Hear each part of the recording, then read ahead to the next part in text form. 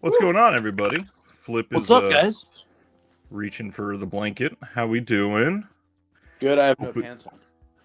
It's That's how always we do the show professionally. always a nice stream. Oh man. So Ryan and I are exhausted.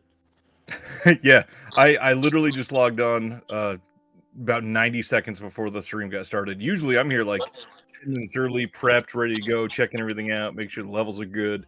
And man, it has been a stressful time. So what's going on with the restaurant lately? We used to have Wednesdays and Thursdays used to be what's going on, Antoine? And Magic and Stan. Wednesdays and Thursdays used to be the slow nights, right? It was not a break, but it was a nice ramp up to a Friday and Saturday and Sunday, which are the crazy nights. It's been crazy, nonstop. Wednesdays and Thursdays are just as busy as on Fridays. Fridays and Saturdays.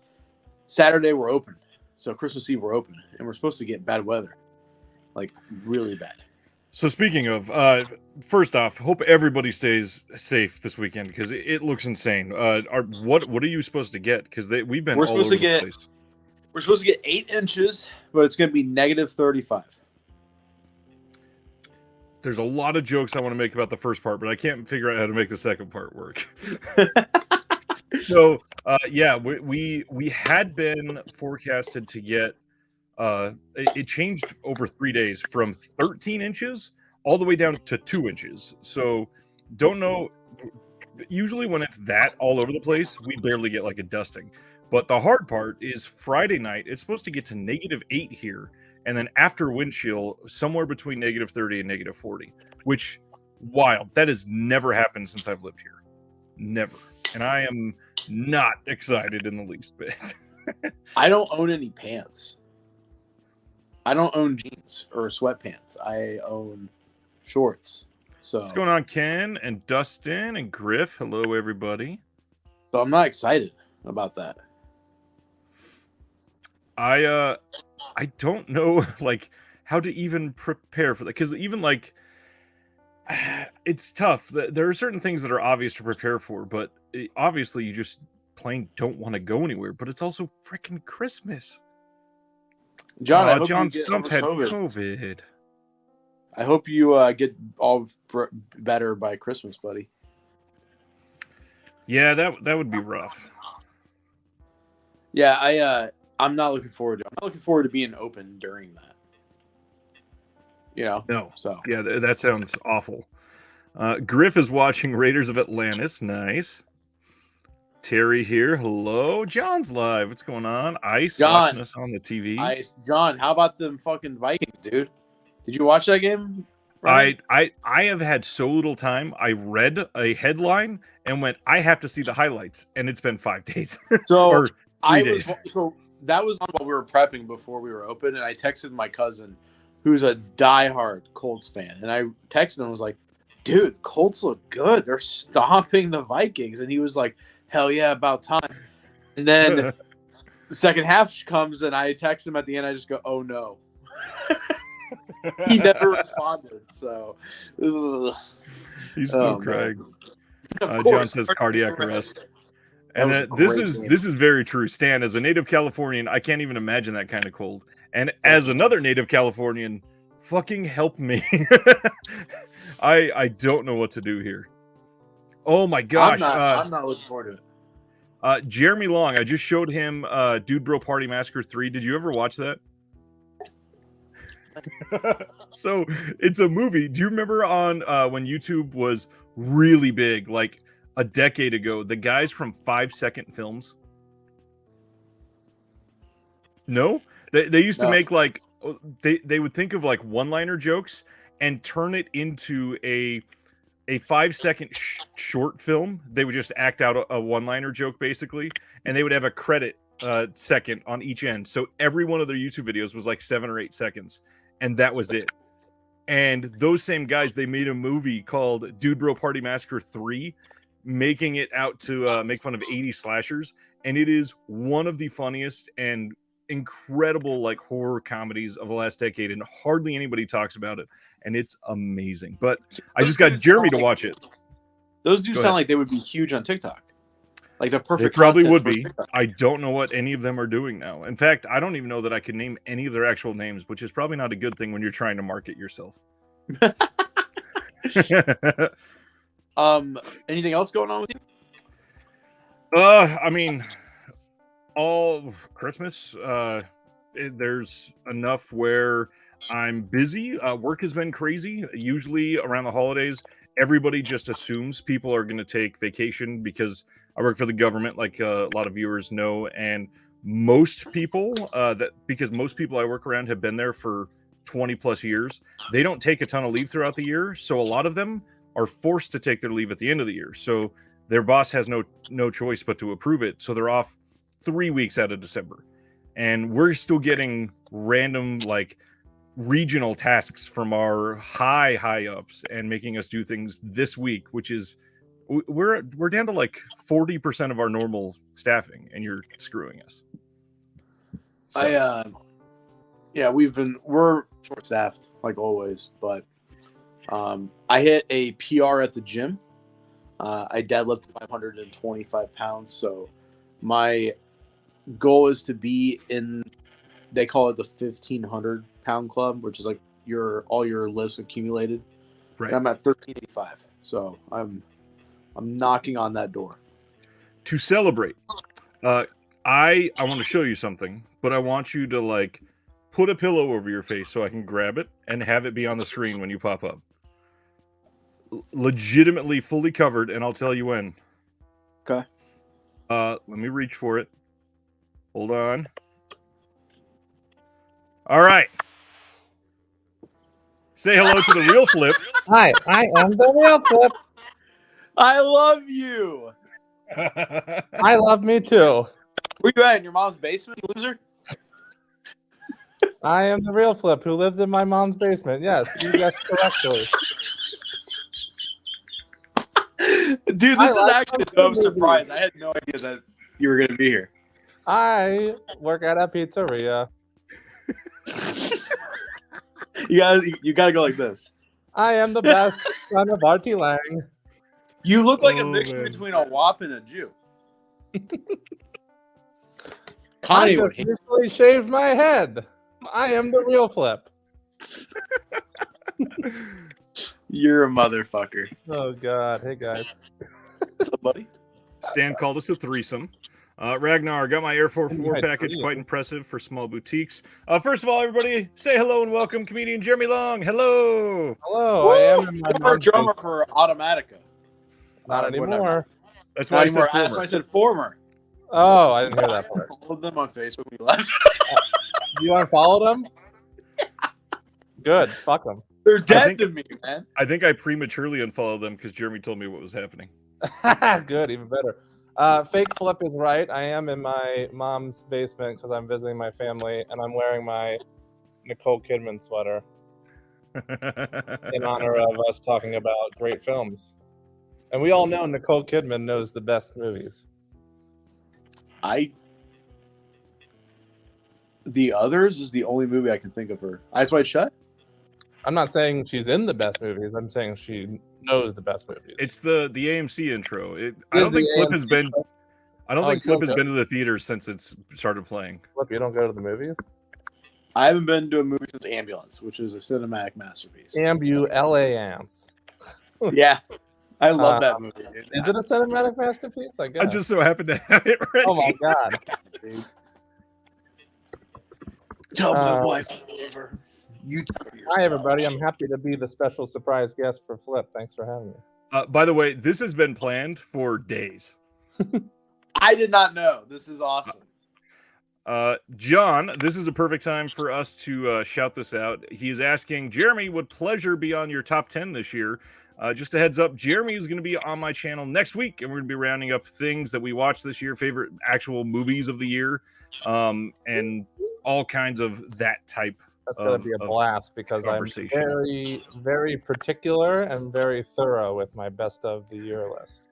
Ragnar says you look like you have a bib on, or you're getting a haircut. Does it look like that? It's just a little bit. When your hair was down around it, it looked like you were wearing. Maybe the only movie I want to see that I haven't seen is Lovely Bones. Like a sweater now. Am I wearing a sweater? No, I'm wearing a hoodie. Jeremy.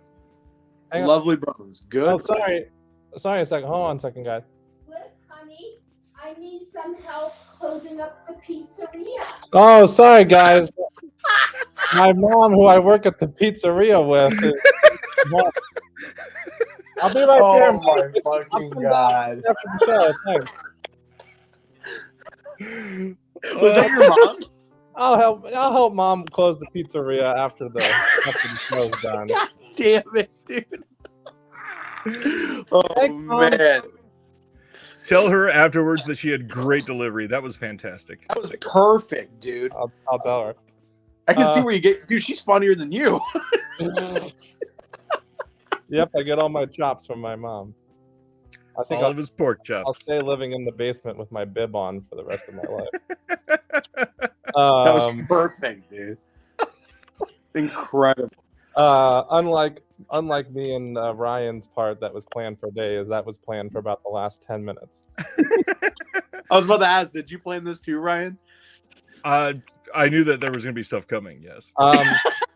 I didn't know what exactly. Real quick, and then I'll shut up and let Ryan conduct where we head. I wanted to answer John and say, because he was talking about this in the Discord, I loved Pleasure very much, but it will not be in my top 10. In fact, it's not even in my top 22. God damn. 22. What the fuck? Why is it an R? Because it's 2022. 2022. I always go by the year. 22. So, 2003 was an awful year for Jeremy, by the way. What came out in 2003? I either Only had three only movies. pick 3, or I had to pick 2003 films. It was anyways, but no, Pleasure was great. It just wasn't quite it didn't quite break the barrier of what I currently have in my top 22 that I Now, love. if you have this number offhand, that would be great. Do you happen to know how many brand new 2022 movies you saw this year, just for reference for them? I can have that number for you for next week's show. Well, just to be fair, it's probably over 150-ish, right? Easily, because I'm this close to 500 for the year. God damn. And I'd say that only probably 25% of that is older Past films. years. Watching older films. Most of them. That's crazy.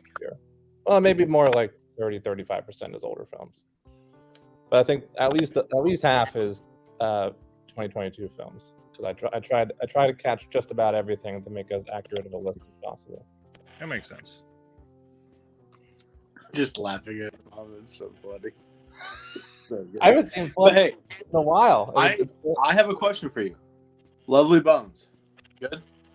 You mean Are Bones you and All? genuinely Love meaning the Bones. Lovely Bones, or are you talking about Bones and What All? about Bones and All? Bones and all, whatever, yeah. You mean the Lovely Bones with Timothy Saoirse Ronan. Shamalama Ding Dong movie. Is it good?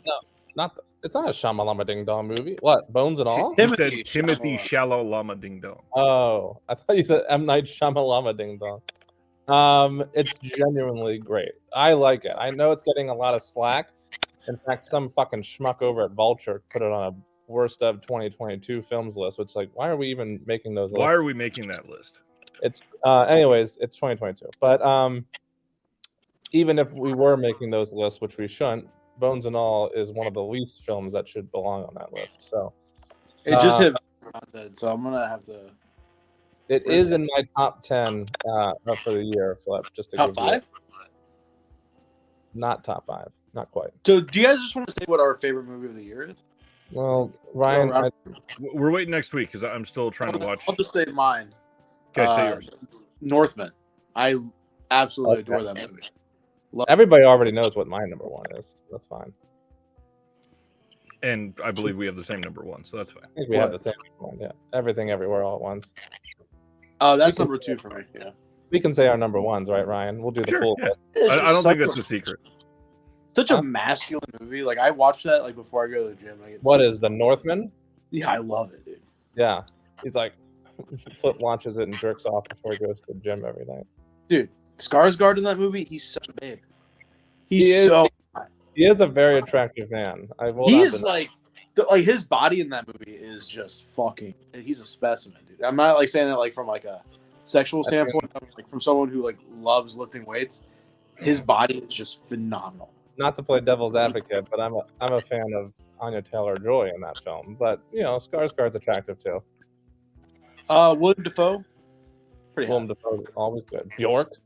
Ice has a question. Both flips. Did you check out the new Yen trailer, and what did you think? Oh my Yes. God! Let me tell you, as the real flip, I loved it because I love kung fu films.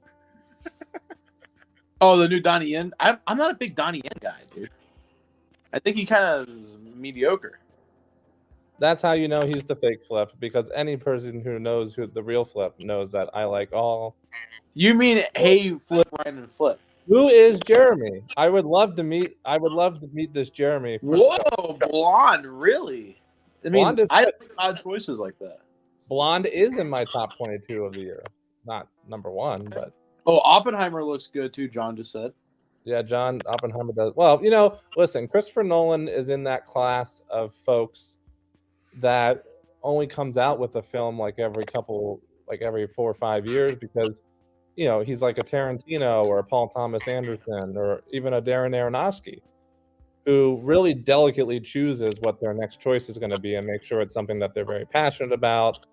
And even like the worst film from some of those people is still a really good film. You know what I mean? Yeah. Some of those directors. The Hobbit wants to know, Flip, have you seen Inuyashiki yet? Of course, Oh. I love it because I love kung fu.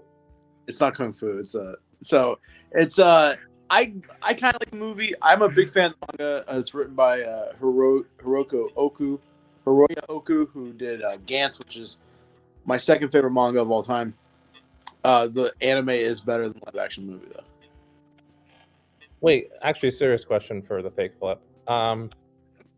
As somebody who likes anime a lot, but I know it's probably more like action anime and not drama anime, but have you ever seen an anime called Clanad? Yeah, I love Clan, dude. Okay. I have the steelbook somewhere. Yeah. Somebody recommended it to me, and it seems like it'd be up my alley. You will. Yeah, that's why they recommended it to me, probably. Have you seen God, what did I watch? Have you seen Your Voice? Oh no, I heard of that one, but I haven't watched it. That came out when I think Taylor was pregnant, and we were both like sobbing when that movie was. Wait, Ryan, can we jump back to Stan's comment? Because Ryan and I saw this movie together. And I've both disappointed. I've since rewatched it. Oh, and what do you think? What, you have a new assessment?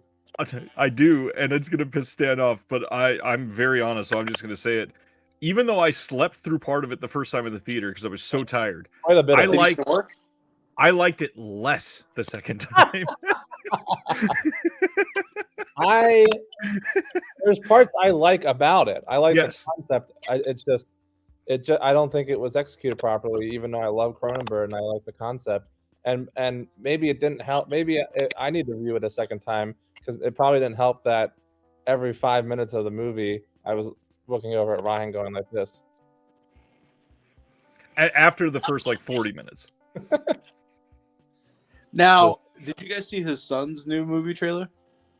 Dude, it looks great. But I fucking love Possessor, so I'm sure it's going to be great. Oh, Possessor was I think my favorite movie of that year that it came out. Jeez. I love Possessor. Stan is so offended, and even John put an angry face. I apologize to no one. I stand by that.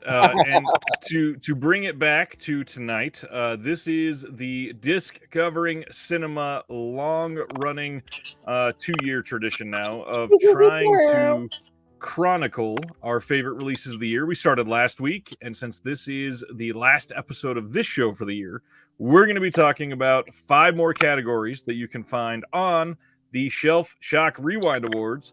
And just for the record, you're looking at 3 of the Creator Selection Committee. Thank you all and myself for participating. I'm thanking myself.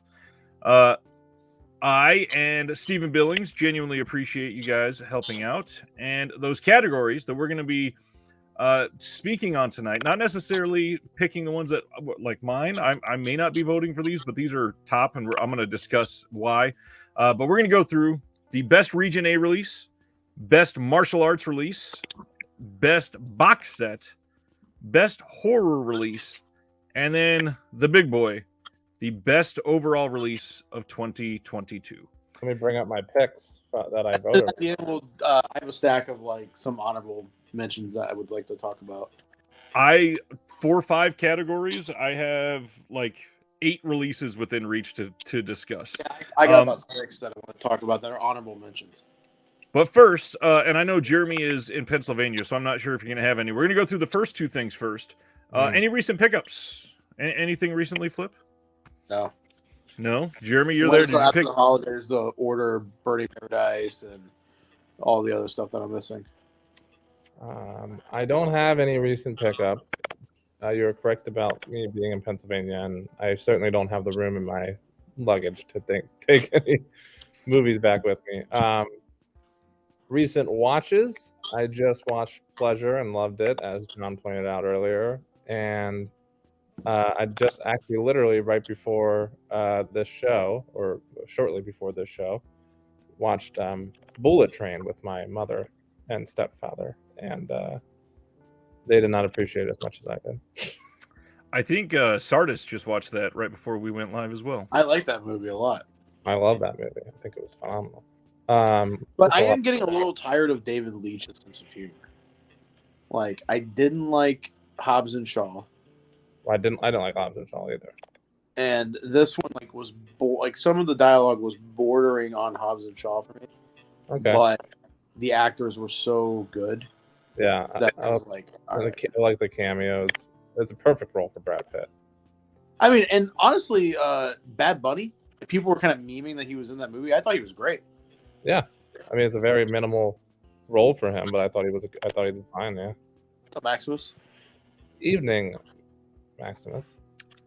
So I want to take over because I do have 2 pickups that I want to highlight because they're ones most people are not talking about right now. 88 Films put out their Saucy 70s Sex Comedies trilogy. Ooh. Just got this in, and I usually love these style of films because they're so ridiculous and stuck in time and something that they won't ever make something like that again. Can't wait to see that. And then the other one. What's that? 88 put that out? Yeah. I didn't even hear about that. That's crazy. The other one is one I want to highlight because Flip and I and another frequent guest for last year, he's been very busy this year, so we haven't had him on in quite some time. We kind of willed this into existence, it feels like, because last year, I think we said in about 4 different episodes how much it would be incredible to have a box set of these films. And that is the Ju-On set. We talked about this many times on Build a Box Set, on what can we get in a box set, and what's that? That's a thick boy. It is a thick boy. That just came out, right? It did. Yeah, this is a fairly recent arrival. And the fact that we have the first Ju-On in UHD is like ridiculous. Never expected that. But to get so many of these sequels at the same time, even though it's not quite every Ju-On release, but I mean, it never was going to be. The rights are all over the place for him. But this is an achievement to have this. I'm so stoked that we got that. I have to pick this one up too. Oh, I will say, just as a quick aside, that even though I'm in PA and didn't technically get any recent pickups, back home in Los Angeles, my Severin order from Black Friday finally arrived. So technically a recent pickup. It would be the big 6 bundle or big 8 bundle. What was it? A big 8. And I also got a couple other ones that I can't remember off the top of my head, but I have that to look forward to when I get back out to LA. Gonna be a good time. You got lots of stuff that'll be waiting on you. Yeah, she really must need you in that restaurant. She's checking on me because there's a loud. Can you guys hear this loud heater back here? Or no, really. Okay, good. That's what she was checking on. You can hear your fucking nose, though. Damn. Wow.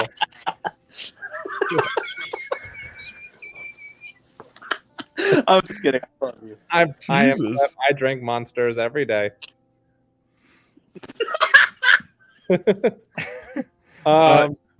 John Stump says he wants to shout out the Ghost Watch from 101 Films, $20, and this is in my Patreon pickup video that I just did. this release, ridiculous for Ghostwatch, $20. What is And it's Ghostwatch? it is What is that? a BBC production that terrified Britain on Halloween 1992. And I saw this once in like 98 or 9, I think. And I remember it being terrifying, but I was also like 11. So I think that I'm going to love this. Can't wait to see that again. Oh, I agree with Stan. Aaron Taylor Johnson did steal the show, actually, in Bullet Train. Is that the black guy's brother? Yeah. Yes, he was awesome. He was really good. In fact, the two of them together bouncing off of each other was one of the best parts of the movie. Flip, any other recent watches you want to talk about? I don't think you said. I'm still being red pilled and watching a lot of Republican leaning content. So watching a lot of military movies. I don't know. Ooh, I'm sorry to hear that. Yeah, I mean whatever. Here, let me real quick check my recent watches on Letterboxd. Yeah, I'm gonna check mine too while you do that. I watched. You have to turn your camera off to check your Letterboxd. Go, because he's on his phone, so he just switched the app. Oh, I see. Oh, I watched Tax Collector by David Ayer. We talked about that last time. Wait, what was it? The Tax Collector by David Ayer. Oh, that one, yeah. Didn't hate it. Didn't like it. Oh, I started finally after being so busy with, holidays and events and things. Started watching the Cabinets of Curiosities. I guess I'm getting all the crappy ones out of the way first because the first couple I watched were not good. But I heard that there's a lot of good ones, and I'm excited for, Panos's episode and David Pryor's episode because I really like the Empire. Wait, Panos Cosmo, whatever, has one? Yeah. Holy shit. Oh, and then I watched this movie called The Estate that came out this year in an attempt to wrap up my 2022 films. Not good at all, but great cast. I don't know how they got this cast in this terrible, terrible movie. Anna Faris, Toni Collette, David Duchovny, Rosemary DeWitt, Ron Livingston, Kathleen Turner. Unbelievable. But it was not good. I rewatched The Menu yesterday with my father. We went. Is to that movie. good? I love that movie. Yeah. Is that a horror movie? I can't really tell by the trailer what tone. Kind I of think that's the point. It has horror elements in it, more of a social satire, class structure satire. I watched. Here's a good one. I didn't like Avatar. Well, I did not like Avatar. Avatar is clearly visually stunning, as was the first one 13 years ago, but it's just a generic of a plot as the first one too. So I gave it a pretty average score. The last thing I'll highlight is I checked out that Murderville murder mystery on Netflix, the Who Killed Santa special. One of the most hilarious hours in recent memory on Netflix. Nice. I don't know if you guys watched that Murderville show, but it's like mostly improv. They get like the actors who are special guests in that episode to play themselves. I didn't realize they were doing a special for that. Will Arnett is the host, but he plays the main detective, so he's playing a character. But it's mostly improving with whoever the special guest is playing themselves. And in the Christmas special, it's Maya Rudolph and Jason Bateman. And the amount of times that they break throughout this special because of different situations that they're improving, it's absolutely hilarious to watch. I love the Kumail episode of that. The original run was so great. It was the original show was good, really good too. But this special was really, really funny. Anthony says, Jeremy, I just heard from my friend Jim Cameron. He says he was going to give you his Invisible Maniac lenticular slip, but now he might give it to Matt Damon. Yeah, well, Matt Damon deserves it actually because, his career has been on the rocks lately, and I think he needs something to make him happy. And I watched a documentary. Wait, is that something out on Netflix? Not yet. It comes out in like a week, I believe. What? Yeah, on Netflix. Oh wow, I thought it was already out. I watched a documentary about Ivan Amajev, who was a coach for the Bulgarian Olympic weightlifting team in the 70s. And what he did to his athletes is fucking insane. So, like, normally there's different methods for building strength, and his method was they worked out 8 to 12 hours a day and they maxed out between 6 to 10 times a day. You're not supposed to do that. It's not good for your body. And he was feeding them 180 pills of Dianabol a week, which is a steroid. So some days they were taking 40 pills. All of them were 5 milligrams. So that's, do the math. That's a fuck ton of steroids. And his star, his body was shutting down. Like his brain, like his chemistry in his brain changed. He became a different person. His piss became brown. He would just collapse for hours and then like get back up and continue lifting weights. Just a fascinating dude, fascinating time period, and it was one of the craziest things I've ever watched. Because what time period was it? It was the 70s. And So what was you're the like name? watching the What was the name of the documentary? Hall of Champions. It's on Okay. YouTube. Just type in Ivan Amajev, and I think it's like the first thing that pops up. But Okay. just wild. Just go type in Ivan Amajev. Can we, Ryan? Could you highlight? I have not watched that, but I love Adult Swim. Terry wants to know if any of you watched the Adult Swim Yule log. Did you hear about this even? I didn't hear about it, but I like Adult Swim. So like 3 a.m. they started a random Christmas Yule log, and a lot of people had no clue what was going on. And it turned out it was an entire horror movie that started as a Yule log. And they basically, the director approached them and said, I want to make this project. And they said, absolutely, if you can do it for the exact same budget as our normal 3 a.m. slot. And then he went and did it. And they put it out, and it's supposedly amazing. Is it a 4 hour and a half movie? I think with everything, it was about 90 minutes. Yeah, if I remember right. I will definitely watch that, because usually just about anything Adult Swim related, I love. Can you highlight Ice Cube's comment here? Earlier. I have checked out Pinocchio and I liked it. What's the one before that? From 10. If Jeremy doesn't have a kung fu flick on the list, I'll be severely disappointed. I don't know who this Jeremy is, but The Real Flip has plenty of kung fu films on his list, and we will talk about that next week.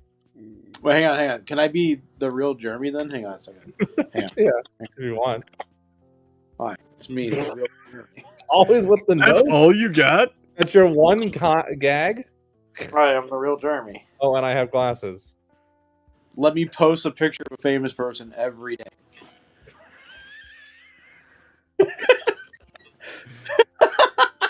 He's gonna have to grow 14 inches to be able to I pretend. appreciate the effort, though. I can't make fun of you because I love you. I know, I love you too. The only thing I can make fun of you is your nose, because it's like the only like prominent thing. Is it about really you. that?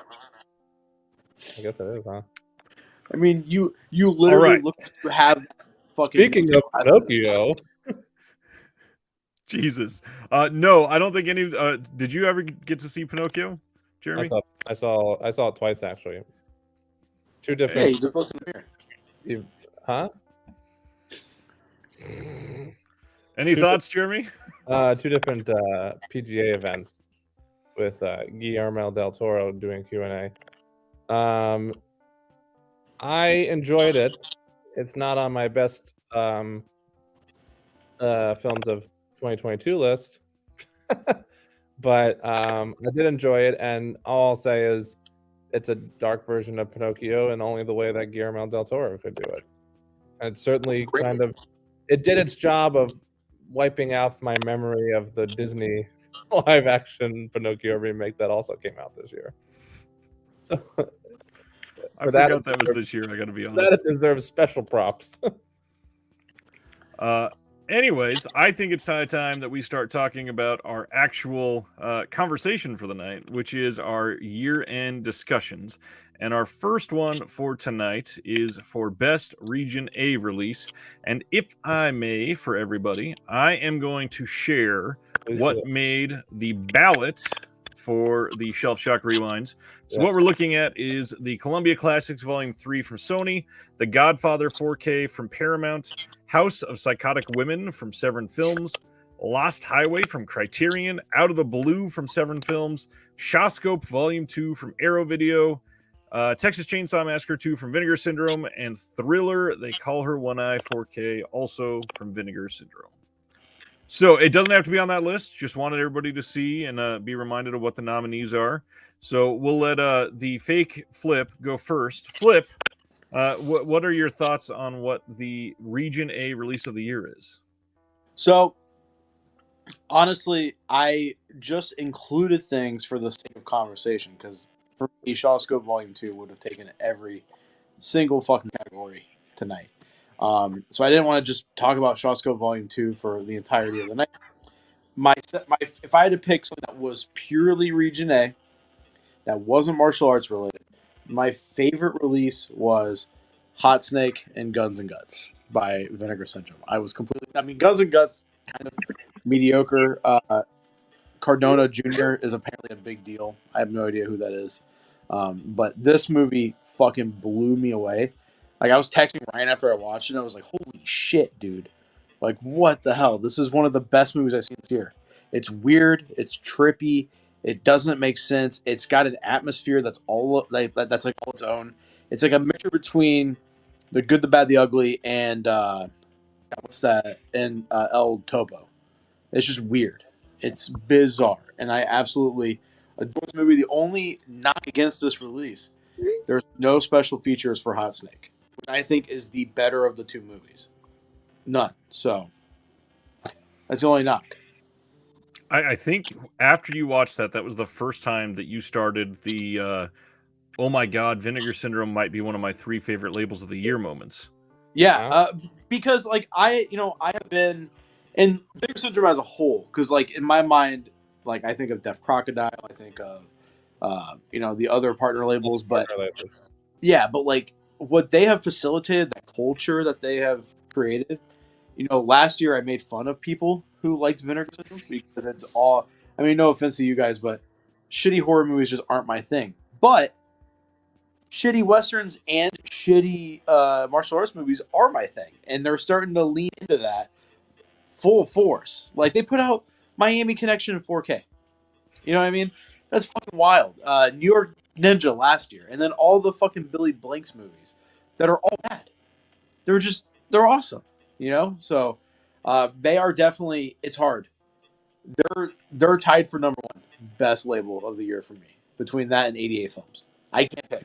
Which like is when I line everything up, it's wild because like when I line everything up, I'm just like, man, I can't decide. Eureka had a good year, but again, the movies that Eureka put out were more comedy martial arts movies, and I'm not that big into comedy martial arts movies. So yeah, knowing the fake Flip taste, I'm very shocked that Vinegar Syndrome is anywhere near the top of the list. Well, they started putting out martial arts movies. Yeah.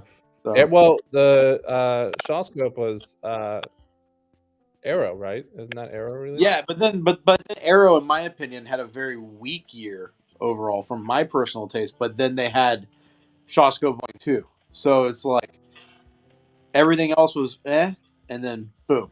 Right. I have a feeling we're going to be talking about Shawscope Volume 2 when we get to Best Box Set for Flip.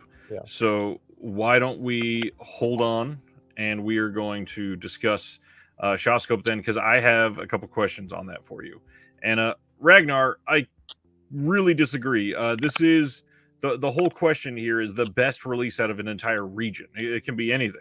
There's 25 different categories on this list, and this one, because we only had 2 episodes and we're doing 5 on each episode, we gotta dive in deep on both. So this one is for best everything out of Region A. Yeah, and I was just gonna say, playing devil's advocate to you, I kind of agree with Ragnar. Like that's why I chose Hot Snake, is because I didn't want to. If I had to, like, gun to my head, Shawscope, obviously. But I didn't want when you're voting. Yeah, but I didn't want this whole conversation to be nothing but Shawscope. I wanted to highlight that release because it's phenomenal. Right, and that's why we're doing it, because there's one that I'm only going to talk about in this category that could have fit like 3 or 4. So That's exactly what we're hopefully trying to do. Is There keep is a best box set release exactly category. Also, and what's funny? Go ahead.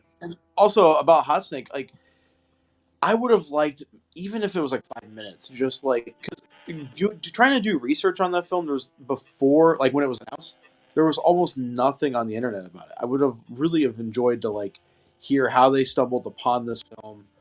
You know, like what the like why this film was worth the time for them to do a new scan and all that stuff. So, um, I know it was 2021, but do you remember any of the discussion on Cardona Jr.? No. Well, I mean, that's the thing. I'd never heard of him until this release. So with Vinegar Syndrome, they announced that they were going to be putting out 3 box sets, and this is where that whole, if you remember the details on the Doris Wishman set, it's got the magnets on the side. It started with Cardona. They were going to be putting out 3. They released 1, and Brad Henderson, literally, like on a Friday night, was discussing with Cardona Jr. about the plans to interview him the next day, and the dude died that night. So there probably would have been more extras, and that's, I believe, one of the reasons why we have not. Go ahead. Hot Snake isn't Cardona. Oh, Hot is it Snake, not? No, it's some dude named Fernando Duran Rojas. So And the other one's Cardona Jr., right? Yeah, the other one, the movie Okay. that I didn't enjoy as much as Cardona. So like, Got it. what I'm saying is like this movie, I've never heard of this, never heard of the director. Got I mean, prior to the Vinegar Syndrome release, I think the number was like less than 10 people had this film logged. Yeah. So, And this is the thing. It probably was in a bundle in the licensing that they bought of the Cardona films. Anyways, Jeremy, let's talk about your best Region A release. Well, as the real flip, obviously, Shawscope. No Volume 2, no competition. As Jeremy, it's tough because I voted, when I did my voting, I voted off the list, and I picked my favorite that was on one of the options, even though there is a write-in, because I felt like I was happy to see this one on the list, and I felt like it deserved the praise. So my pick would be Out of the Blue because I love that movie. I saw the premiere of the 4K restoration at the Aero Theater that American Cinematheque sponsored in Los Angeles. And there was a Q&A afterwards with the team that helped restore it. And so I know all the hard work that went into that, and that Severin release is beautiful and has a shit ton of new special features and stuff that I love. So it really is a great release all around.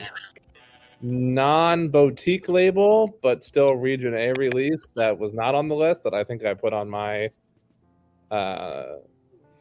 votes, or my, what would you call it? The nomination form. Yeah, the nomination form. Is that goddamn Ghostbusters box set. It's fucking beautiful. I think if that had a larger print run and more people actually had a chance to get it, I think more people would have loved that thing. Yeah. Any others that are close for you?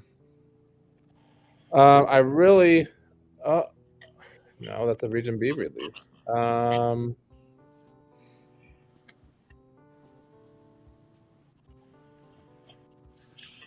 I don't know. No. Can you bring up the nominees again?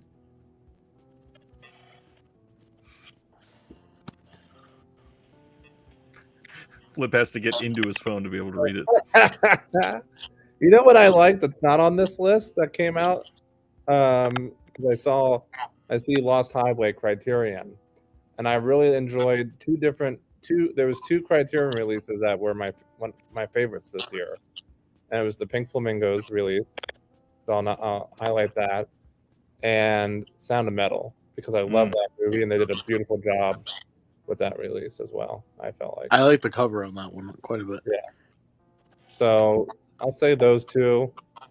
Honestly, oddly enough, because a couple years ago, Jeremy this would not be the case, but I think I have more favorite Region B releases this year than Region A. Wow. So yeah, that makes sense, especially knowing that you lean heavy towards Second Sight. That makes a lot of sense. So I picked out two. One of these, I genuinely love this release, and it is technically a box set, but the way that I reflect my feelings on box sets, I don't think I would ever nominate this as best box set because it's not coherent as a box set. There's no other than the name of the box set, there is no coherent theme. But the other one I need to dive deeper into, but I see it rising and potentially might be a write-in for me. So the first one, the box set, I love these Sony Columbia Classic sets. This set is ridiculously gorgeous. I like most of the films in here, but again, they don't go together at all. Like there is no reason for it happened one night, the last picture show, and as good as it gets in the same box set, that makes no sense. Oh, I loved all three of those movies. Exactly. They're great. And then, Annie, From Here to Eternity, To Serve with Love, they are incredible with special features. The fact that they dove into these in a way that is crazy. Like they put full-length films in the special features on one or two of these.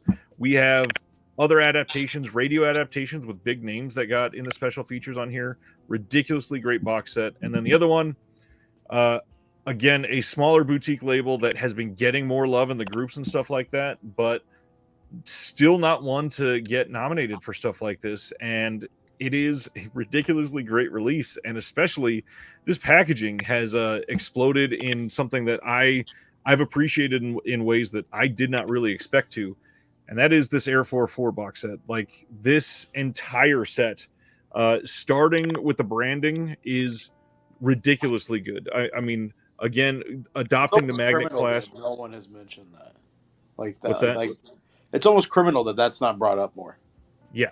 I literally today was speaking to Logan from Air 444, and the fact that he is like they feel bad genuinely that people are sad that they or upset with them that they miss shipping, and I had to explain, like, man, every label is going through this right now. Everybody's got setbacks and production stuff. I know that you're trying to hold yourself to this crazy standard, but you are two people, and it is so much love and a passion put into this release. Like if you got the big package and laid everything out, it's like a table's worth of stuff. It is a great release. The extras on this are great. The film, I've seen part of one and then most of the other one. I'm trying to trickle my way through everything at once to be able to give some sort of opinions on stuff, but they are good.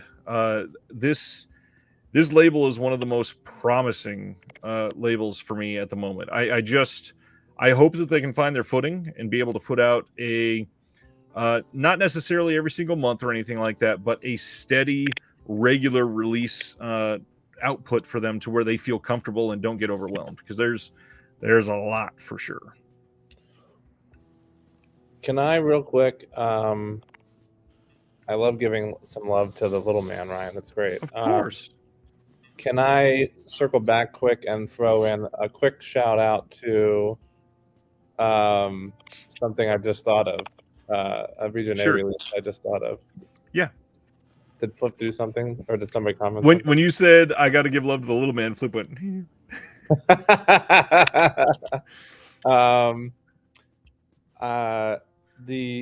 It's a recent release, but it's still in this year. The Vinegar Syndrome release for Freeway. Never thought we'd get that. I fucking love that movie so much. There she is. So I gotta, just trying to cover my bases with all my favorite Region A. Ragnar. All my favorite Region A labels. That would probably be my favorite one from Vinegar Syndrome. Pink Flamingos, Sound of Metal for Criterion.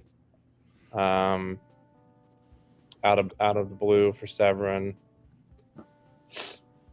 Arrow, I really like that Wolf of Wall Street release that they just did. They really upped their game with the packaging on that one. I think it is in front of me. It's at the bottom of a stack, right? I'd pull it. And I guess this is technically next year, huh? The Sisters Brothers. That's technically a next year release. Yep. Fucking stoked for that one. Very stoked for that. That's a good movie. It's a great movie. And if we're jumping over to Kino, who also is Region A, I'll say Eternal Sunshine 4K and Mystery Men 4K. Boom. Mystery Men is such an underrated comedy, and Eternal Sunshine is my favorite movie of all time, so I guess I should give those a shout out. Next year, we're not talking about next year, but I just got to give a shout out for Brain Donors because I never thought that would ever get a Blu-ray release. That's such an underrated comedy. I just wish, and Arrow and Kino, I think, are bad at this, but nobody is worse than Shout Factory right now. When you are putting out a release on 4K that either you previously released or somebody else released, do anything new. A single interview, any commentary. Literally anything. Do anything new. Like, 4K is great. I love to see it in a higher quality. Yeah. I don't want to keep feeling the urge to upgrade something without any new features. And obviously, try to port over as many as you possibly can. But please try to get anything new. I literally could not agree more. And Ryan knows firsthand because I bitch to him about this all the time. It's one of my biggest, kind of inner back and forth that I battle with is like, I mean, should I get? I mean, obviously, I Right. like even for something like Mystery Man, it's like I fucking love this movie, but literally no new features. It's just I'm upgrading to 4K, and I already have like 2 copies of the Blu-ray. Yep. So it's just like, but obviously I'll do it. But I couldn't agree more. It's like give us a little something, please. Speaking of upgrades, let's go to our second category, and I'll go first this time, willingly. This is one that I questioned if I should at first, because I think I've done this 3 times on this title over the last handful of years, but knowing how good they look, I'm glad I did. Best martial arts for me is movies I've loved for a long time. The Police Story trilogy in 4K is fucking remarkable. Like, the way these movies look is ridiculous. Some of the best action of all time. I grew up with Jackie Chan. He is my martial arts, basically. I love everything about this release. It's incredible. Eureka does great work, except for the oddly sized J card that is like morphed onto the back and not even close to even anywhere on this release. You should have seen some people react to that. I was like, it's a fucking J card. Let's relax. Right. So that's mine. The real flip. What do we got for your martial arts pick? Show Stan's comment real quick, Ryan. I will. I just really, really need to give Brain Donors some love because it's just like such an underrated gem. Kino seems to be going down that route for the first couple months of next year. Other than they're doing like a bunch of French art house and then like underrated 80s comedies. The big butts. Yeah. Yeah. And Brain Donors. I'm excited for both of those. Well, Fake Flip and Ryan, you guys both know that I love Kung Fu. No, I'm going to stop with the joke, but I'm going to keep the name up. But genuinely, you both know that Kung Fu is not my Jeremy's favorite genre at all. Your favorite genre is French homosexual gay porn. Yeah. But only in person. Only in person. You don't watch it at home. You watch it in shoulder to shoulder with other strangers. At least momentarily. By Ryan. So I still can't get over that Ryan accidentally suggested gay porn to a friend. I honestly don't know if I have a pick for this, so I'm honestly just going to piggyback off of Ryan and say that because I do have, even though I don't actually have that release, Ryan, I do like the Police trilogy. Well, I like the first 2 because I have the Criterion set of the first 2, and I do enjoy those films. So I'm going to just say that. That's my pick. Since I probably don't actually have a genuine pick. All right, Tank. I know this is a hard category for you. It's actually hard. So, again, I didn't want to pick Shawsco going to for this specific category. I'm going to save it for another category, or it's going to be 2 categories. So I wanted to pick one of the 88 films Shaw releases that they put out, and it's tough because this year I think that whole lineup starting last October with Chinese boxer has been phenomenal. But I think the last movie that they put out in their line is one of my personal favorites, even though it's not necessarily a good movie per se. It's a very odd movie. But Flying Guillotine 2, this movie is like it's like a fever dream. It's like if Michael Bay was Chinese and directed a martial arts movie. Like there are so many cuts that don't make sense. They're introducing like a fucking character after character after character that get no backstory. They don't get fleshed out at all. But the action is over the top, phenomenal. And I think it's such a ridiculous concept. The first movie is like this high art Chinese drama that just happens to have an odd weapon in it. Basically a hat that cuts your head off. It's so bizarre. There's been blueprints that they've found historically that I guess the Chinese emperor or whoever at the time tried to get that made. But for the sequel, they switched directors, and the dude was just like, let's just make the most crazy movie ever. And the counter to a Flying Guillotine is basically an umbrella, so a metal umbrella. So yeah, this movie is wild. It's bizarre. It's so much fun. See, the way you passionately describe that, Flip, I am genuinely interested now. It's such a good time. It's so much fun. Like, it's my other, what I love about Shaw Brothers is that there's like this, like they go through eras, and their eras aren't like decades. It'll be like 4 years. It's like this era and this era, but like they started off doing like musicals, and then they moved into like more historical stuff, and then they started getting a little bit. They started dipping their toe in like the fantastical stuff, and then this era was just like they were cranking out movie after movie after movie, and this was just a product of that time, and it's bonkers. I highly recommend you guys pick this. You don't really need to watch the first one. It's even if you did it doesn't make any sense. So I'm going to raise a tragedy in response to this one, because a lot of people are going through this right now, and I want to make sure people feel heard and seen and validated in their feelings. A lot of people real upset because they placed orders a long time ago with a couple of these retailers, and they just shipped this last week because 88 Films had to delay the Dragons Forever 4K like 5 times, and a lot of people just said, you know what? I'm gonna hold out. I'll wait for them to ship it. My Flying Guillotine 2 just shipped this week. That order is from 8 months ago. Wow. From what? Grindhouse or Diabolic? Diabolic. Jesus. And it's a full order. Diabolic only lets you order so many things at once, and I hit the item limit, and I didn't order a lot back What's then. the item limit? That was back 12. when Ryan had some money to spend. No, they were all fairly cheap. Okay. But there's certain ones that there was like 3 in there that were big that I was like, okay, I need these ones, and then these other ones are super cheap. So, yeah, it's a long wait for a lot of people. So I'm eager to see that. Ever since it got released and you were super excited, I definitely want to take a look at it. Stan the man. Stan says, I've been watching Brain Donors on my old VHS Blockbuster rental tape for decades. Oh. Also really stoked about the Big Bus. I at least had a DVD copy of it. Yeah, Stan's like my spirit animal. He likes all the same stuff, I think. All right, next one is one that we've alluded to all night, and that is Best Box Set. So, Wait, are we doing Best Horror? After this one. Okay. Well, do you want to do Best Horror now so we can talk about Best Box Set a little bit more in depth? We just did a genre. Okay. By the way, real quick, Ryan, what would your top overall labels be for the year?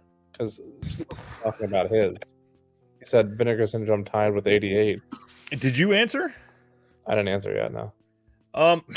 This one I have tried to figure out, because I'm putting out some videos on my channel next week to round out the year, and this is one that I have to like formulate an answer, and I feel myself getting anxious thinking about it because this year has been odd. I am struggling. What's going on, Brian? Hey, Brian. I'm struggling to find a real answer for this because every single label I can think of something great that they did, but something where it wasn't great. So I'm very last. Not last. I'm very last. We'll go. I'm very last minute in deciding this. So Vinegar Syndrome. I think that they've had maybe like one of their top 3 years ever. Yeah. However, I feel like, and this again, I'm not hearing many other people talk about this, but I feel like their 4K quality has dipped a little bit this year. I think that they're good still, but only a couple of their 4Ks have been like up to that standard. Sir, have you seen Miami Connection in 4K? Yes, and I hate that movie. I'm not a fan. I hate it too. I begrudgingly love it. That soundtrack is fire, though, dude. Yeah. Arrow. Arrow has had, in my opinion, like a pretty poor year, but they've had like 5 knock 'em out releases that are just incredible. What would you say of those? Like, go ahead, Flip. I know Ryan was just hyped on Robin Hood. Like, you were fucking stoked on that release. This is an absolute winner. Robin Hood, Wild Things. Robin Hood, Wild Things, Shawscope Volume 2, and then a couple of like the not so deluxe editions have been really great. My biggest issue with Arrow this year is that, and this is in the 2023, it's going to be even worse, but like there's so much double dipping happening between the labels that I follow. You know what I mean? Like, I felt like Arrow was had its own lane, 88 had its own lane, Eureka has its own lane, and then now everyone is like intermingling releases, sharing special features. Like, for someone who, I mean, for people who are just Region A, that's great. You guys are getting Come Drink With Me, 8 Diagram Pull Fighter on the Shawscope side, on the Golden Harvest side, you're getting the One Boxer. That's great. But as someone who already owns those releases elsewhere, it was hard to justify a double dip. The 8 Diagram and the Come Drink With Me were justifiable for the special features, but I mean, it's getting out of hand now. You know what I mean? The Angela Mouse set's a double dip, running out of time. Even the In the Line of Duty. It's like, do I get the Eureka individual releases or do I wait for the 88 box set? It's getting kind of. I agree to a point. The only thing I will say is I've had this, with the labels in a couple of the interviews I've had. The big thing to remember when we think like that is they're technically made for different regions. Like, I understand that it feels like, oh, Eureka's doing this and Arrow's doing this in the US. So 2 releases the exact same thing. Technically, like the Angela Mouse set, the Eureka thing is the Arrow discs. If you put the Region B release in your Region A player, it shows the Arrow logo. Running out of time. Right. So it's not for us. And there are certain things, like Come Drink With Me is a perfect example. 88 Films had the rights. They put it out. A couple years later, Arrow came out, and they did something different, at least. It's not the exact same disc. So it does hurt, but if you're a big fan of the movie, you got a chance at some new features. Now, to play devil's advocate on this, martial arts is such a niche corner of an already niche hobby that we're in. If you're not region free and you're a martial arts fan, I don't want to be mean, but you're kind of stupid. Like, you need to be region free. The best releases up until Arrow entered in the game. I think Arrow entering the game changed a lot of stuff. But prior to that, it was all Region B. Very rarely did a Region A company put out a martial arts release. You'd get you'd get the Street Fighter collection from Shout, or you get Sister Street Fighter from Arrow once in a while. But for the most part, it was Region B stuff. So if you know what I mean? If you are a martial arts fan, like a diehard fan, and you were just like, well, I'm sorry, bud. Right. I'm dumb too. I don't think Jaws is a good movie. I'm an absolute idiot. But I would throw out there again a devil's advocate to your devil's advocate. We also got to realize the fact that you're region free. Well, let's go one step further. Just being a physical media fan in 2022, we are already super niche. We are a very, very, very fragmented portion of society. What's the way? Thank you for highlighting that. I understand that we are a very small percentage. The second thing, if you're a martial arts fan, that's a smaller portion of the physical media fans. That's what I was saying, yeah. But it gets worse. Then the smaller portion is those that are region free, and then even more fragmented, that's smaller, those that are region free that care enough to import from other countries. Well, So, but importing is so easy now with Diabolic and Orbit. And if you, whoa, dude, sexy fine _info, sex chat 69. Oh, but so like to play devil's advocate to your devil's advocate to my devil's advocate. All right, devil's advocate inception here. If you are a hardcore martial arts fan and you were like, wow, Region B has so many great releases, only if there was a way that I could get those. No, I get that. All I'm trying to say is those people that are feeling that, it should hurt less that there's 2 releases, because now the truth of the matter is that you are more likely to get friends of yours or other people to like these films because they are more accessible here. I can't even get you to watch Lone Wolf and Cub. Oh my God, Jeremy.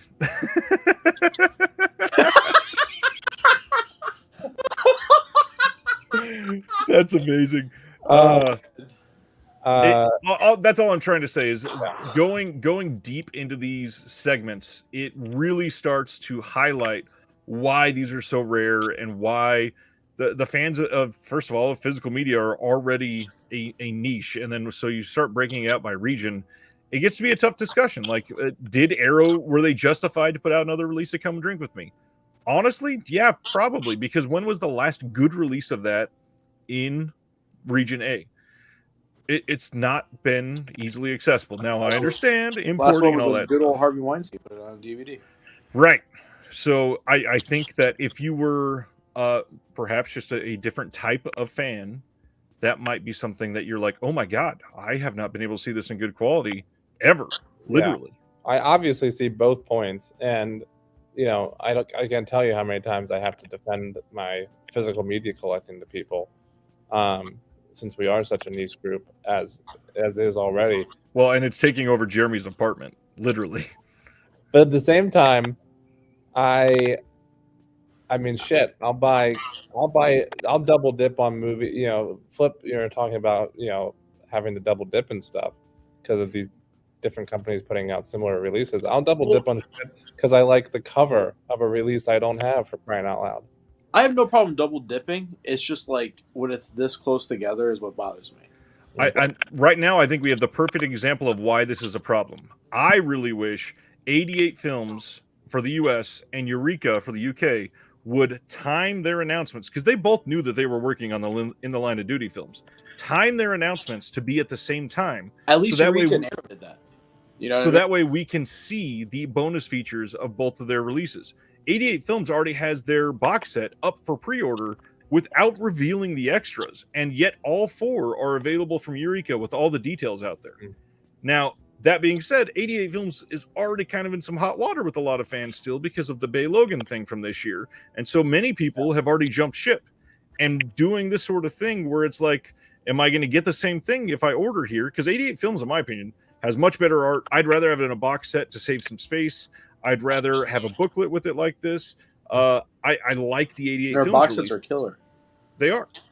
However, Eureka's looking mighty nice because I can actually know what I'm getting. So it's tough. I completely get what you're saying.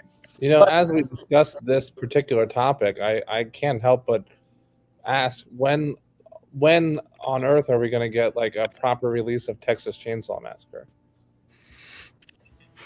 They should do a box set of all of them. Wow. I just want one release of that movie that I can get. So we didn't do this. Best box set. Flip did his, I believe. Did we even go through this? Okay. No, I did. So Jesus. Let's go back to Flip. What is? I wanted to tell Stan that I did pick up the Mad God Steelbook, and I love it, and I love that movie. Go ahead. There's no question. This is the best box set of the year. This is a quintessential, like for me, this is S tier box sets. I think they improved a lot over the first box set. I had an issue with mine. I still have the issue where I grabbed it like this, and the box concaved on the top. This one feels a bit more sturdy. I grab it all the time the same way. I put the same amount of pressure. The other one concaved on the top, so I feel like it's a slightly bit more sturdy. A great thing is, what's his name? Who's that guy I don't like? Simon Simon Abrams. Abrams. He didn't touch a single commentary on this, which was fucking awesome. But just overall, I think the selection of films, these films, the first one had a movie I did not like. This one does not have a movie I don't like. Like, all these movies are bangers. These are, wow. That's worth There it it. is. That's There it worth, is. this is worth $107 easy. Wait, Flip, what does that SB stand for? Sexbot? Yeah, Sexbot 69. It stands for Shaw Brothers. But so I appreciate gold. Like, when martial arts fandom, there's like this ever-ending argument: who's better, Golden Harvest or Shaw? And for me, I always liked Shaw better. There's a mood to their films because a lot of it's shot on a soundstage, so a lot of it is practical effects. A lot of Golden Harvest stuff is like outside, but there's like a mood, there's a style to their films, and what I like is that if you get attached to a director, more than likely they've directed 20 plus films for them, so you can like be like, oh shit, who's this Chang Che guy? Oh, 90 movies he made. Well, let's dig through them, and most of them are good. As someone who has who owns and has watched every single martial arts movie that they put out, I love the '88 releases, but there's no better representation for these films than this box set. It's incredible. It's absolutely incredible. So now the question I got to ask is, in the comment sections, for a lot of people that are talking about Shawscope Volume 2, I'm seeing it's probably still a minority. I think a lot of people are happy, but there's a good 10 to 15% of people that are saying that the selection of films in this are like way worse than Shawscope Volume 1. Those people are stupid. Those people are just inherently wrong. I think Shawscope Volume 1 has two of my favorite movies, like top 5. If I had to make a top 5, 1 and 2 are in Shawscope Volume 1, which is the 5 Deadly Venoms and Avengers. I mean, if you guys want to just run through the movies real quick, Do it. 36 Chambers of Shaolin. That's inherently one of the most important martial arts movies of all time. Like, you can't argue that. It's an incredible movie. Return to and Disciples. I think Disciples is probably the weakest film in this bunch because it's kind of a comedy. I'm not a big fan of that. But then you get Mad Monkey Kung Fu. You get The Five Super Fighters. Both are fantastic. Invincible Shaolin and Kid with Golden Arm. Kid with Golden Arm, one of the best. Those people are on some serious crack. Yeah. Kid with the Golden Arm, one of the best Venom movies. You get Magnificent Ruffians, 10 Tigers of Kwantung, more Venom Mob goodness. My Young Auntie, Mercenary. So here my friend Dragon, he thought that these two were the odd movies out of the bunch. He thought Mercenaries from Hong Kong and The Boxer's Omen were the like weird ones. Yep. I personally love both these movies. Boxer's Omen is worth the price of admission alone. Like, it's such a. Have you guys seen it yet? I've not watched the entire thing. No. It's bonker. I can't wait for you to watch that and actually sit down and talk to me about it. It's incredible. Martial Arts of Shaolin and The Barefooted Kid round out the movies. I don't think any of these movies are bad. I don't think they are lesser than the first box set. I think the first box set, they packed a lot of the core essentials in. Like, if you would have taken 36 Chambers out of this box set, which is probably easily the most recognizable film in this set for just, I don't want to say like newbies, but like Historical reasons. That's like 36 Chambers is like, it's part of the pop culture lexicon at this point. Right. Shawscope Volume 1, I think, has more of the name brand recognition films. This one has more of like, oh shit, the hardcore fans love this. Right. So, but yeah, best box set of the year, hands down. If you have a different opinion, you're wrong. Speaking of having a different opinion, I'm going to highlight now what is on the list of nominees for this one. We have the After Dark Neo-Noir Cinema Collection #1 from Imprint, Columbia Classics Volume 3 that I just showed off, House of Psychotic Women from Severin, The Incredibly Strange Films of Ray Dennis Steckler from Severin, and then Shawscope Volume 2 from Arrow. So I would... my pick would be that Ghostbusters box set. I love it. But going off of the nominees list, I would have to highlight the After Dark collection, even though I don't have it because I was late to the game on that one, unfortunately.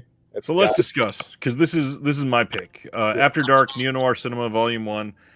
In this, we have After Dark, My Sweet, Mortal Thoughts, Rush, One False Move, Flesh and Bone, and Twilight. Now, with Imprint, they're interesting.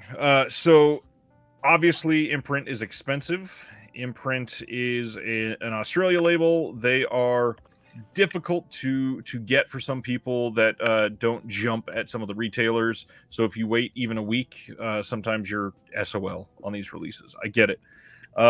Unfortunately, this release is incredible, and a lot of people don't have it. I think that the movies in this, that is the main reason I'm picking this, is because especially out of all of those on the list, this speaks to my taste very well.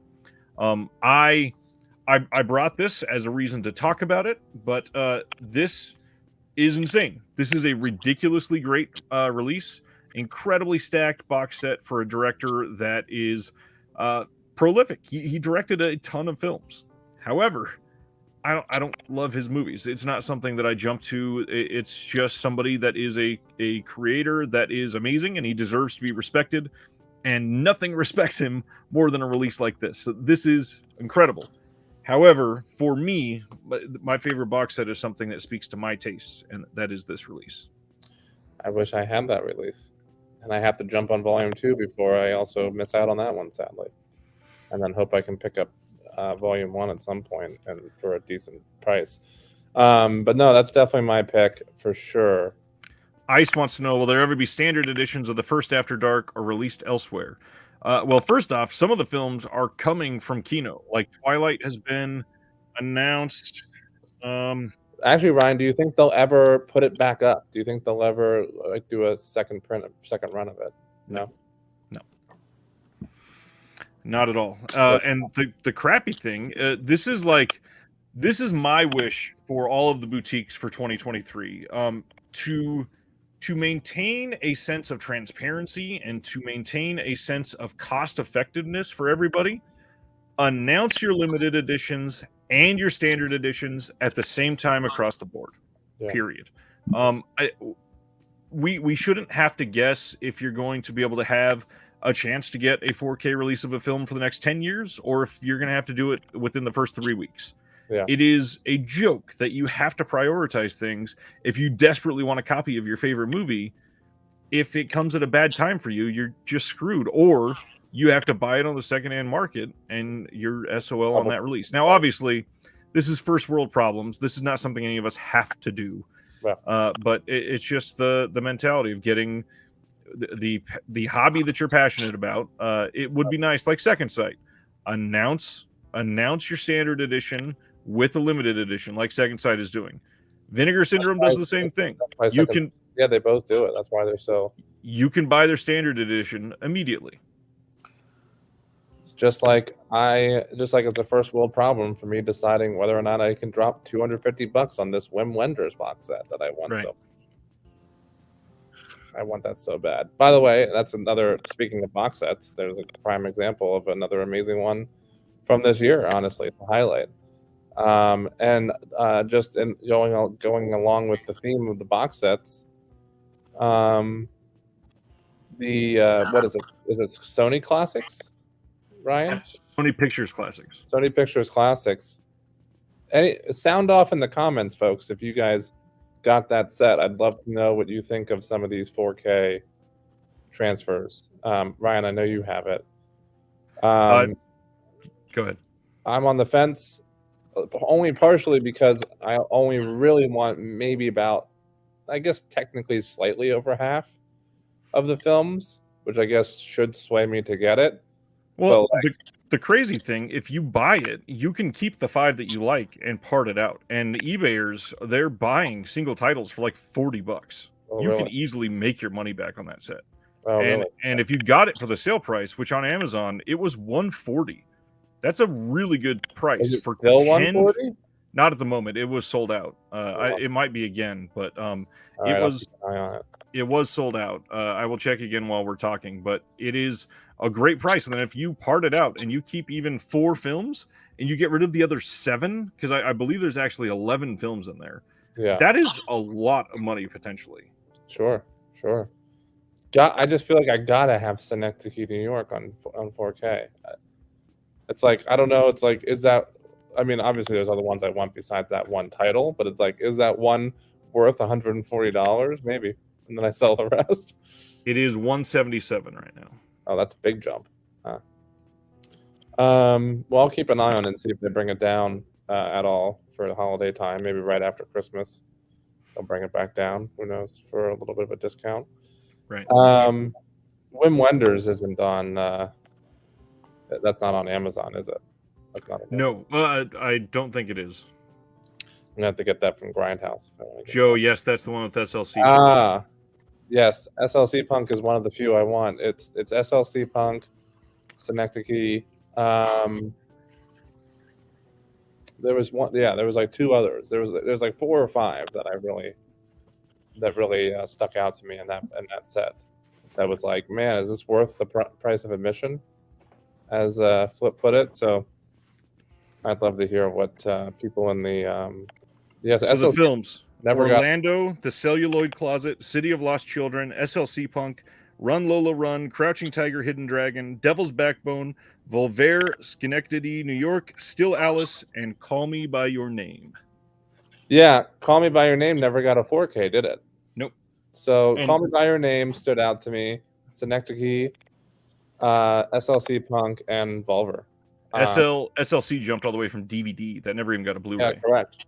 So and Volver, because I love Almodovar. So those are the 4 I would say that stood out to me. Still Alice is a good film, not like a must-have for me. Orlando might be the best movie in that box set for quality. Oh yeah. Which one's which is that the one with Tilda Swinton? I think so. Yeah. 93 or whatever. Yeah. Because I was looking them up either earlier today or yesterday. That's why it's not fresh in my. Yeah, specifically Synecdoche and SLC Punk are really 2 that are kind of, again, like what you said. SLC Punk jumped straight to 4K, no Right. Blu-ray release. So those 2 alone are almost worth the price of admission for me on that box set. Flip is tired of this conversation. So we're going to go to his favorite topic. And that's favorite horror release. Oh, wait. Can a box set be like a box set, even if it's technically like a single film, if it's in like a box set? 3 movies. 3 Okay. movies. That's the minimum. Yeah, gotcha. So Flip hates horror, so we're going to go through this semi-quickly. I love horror. Jeremy, what is your favorite horror release of the year? Gotta be The Witch. That second sight release of The Witch, man. Because I didn't get to touch on it, but Second Sight is my favorite label of the year, without a doubt. They're just such quality releases, and the care and time that is put into their releases, both quality, packaging, special features, everything. It's astonishing, and that Witch box set is beautiful. Second favorite label of the year is Vinegar Syndrome. This was my first year as a subscriber, and I don't regret it. And I agree with Ryan earlier said that it's one of their best years. And third favorite, if I'm just doing my top 3, Imprint. Even though I didn't get a hold of it, that After Dark box set is gorgeous, and I fucking love that Barfly release, right? As well as the Wicker Man release that they did. Is Wicker Man a horror movie? Yeah, it gets spoken about as that. So I think Imprint, just based off of a couple of their even some of their non-box set releases. Yeah, I didn't get to watch it yet. It's waiting for me at home, but I would say that's definitely going to be on the top of my list after I check it out. I'm very eager to check that one out. I would say which. Can you bring up the nominees for that category? That is the plan. I was gonna do it as soon as you were done, but that is fine. Let me scroll up to it. I'd say the which. So I guess I am done, unless something on the nominee list jumps out at me when you bring it up that I'm forgetting. I forgot it was lower. And there we go. Oh, that's a good one. I forgot to grab. We got Alligator from Scream Factory, Fright Night from Sony, Texas Chainsaw Massacre 2 from Vinegar Syndrome, The Wicker Man from Imprint, and The Witch from Second Sight. There it is. There's The Wicker Man anyways. So yeah, either the Wicker Man box set or Witch is definitely my number one, but that Wicker Man box set is beautiful as well. KB, what's going on? Hope your live stream went well. KB he was at my house. He was at my house today. He was? KB. Yeah. I think my pick on this one is primarily going just because the overwhelming number of bonus features for a film I love. My second place for this one, I did want to throw out the Fright Night release. Looks ridiculously good. It is a great 4K release. Certainly one that people should get. Is that the OG or the remake? It's the OG. Come on. But the Poots is in the remake. Don't you dare diss them.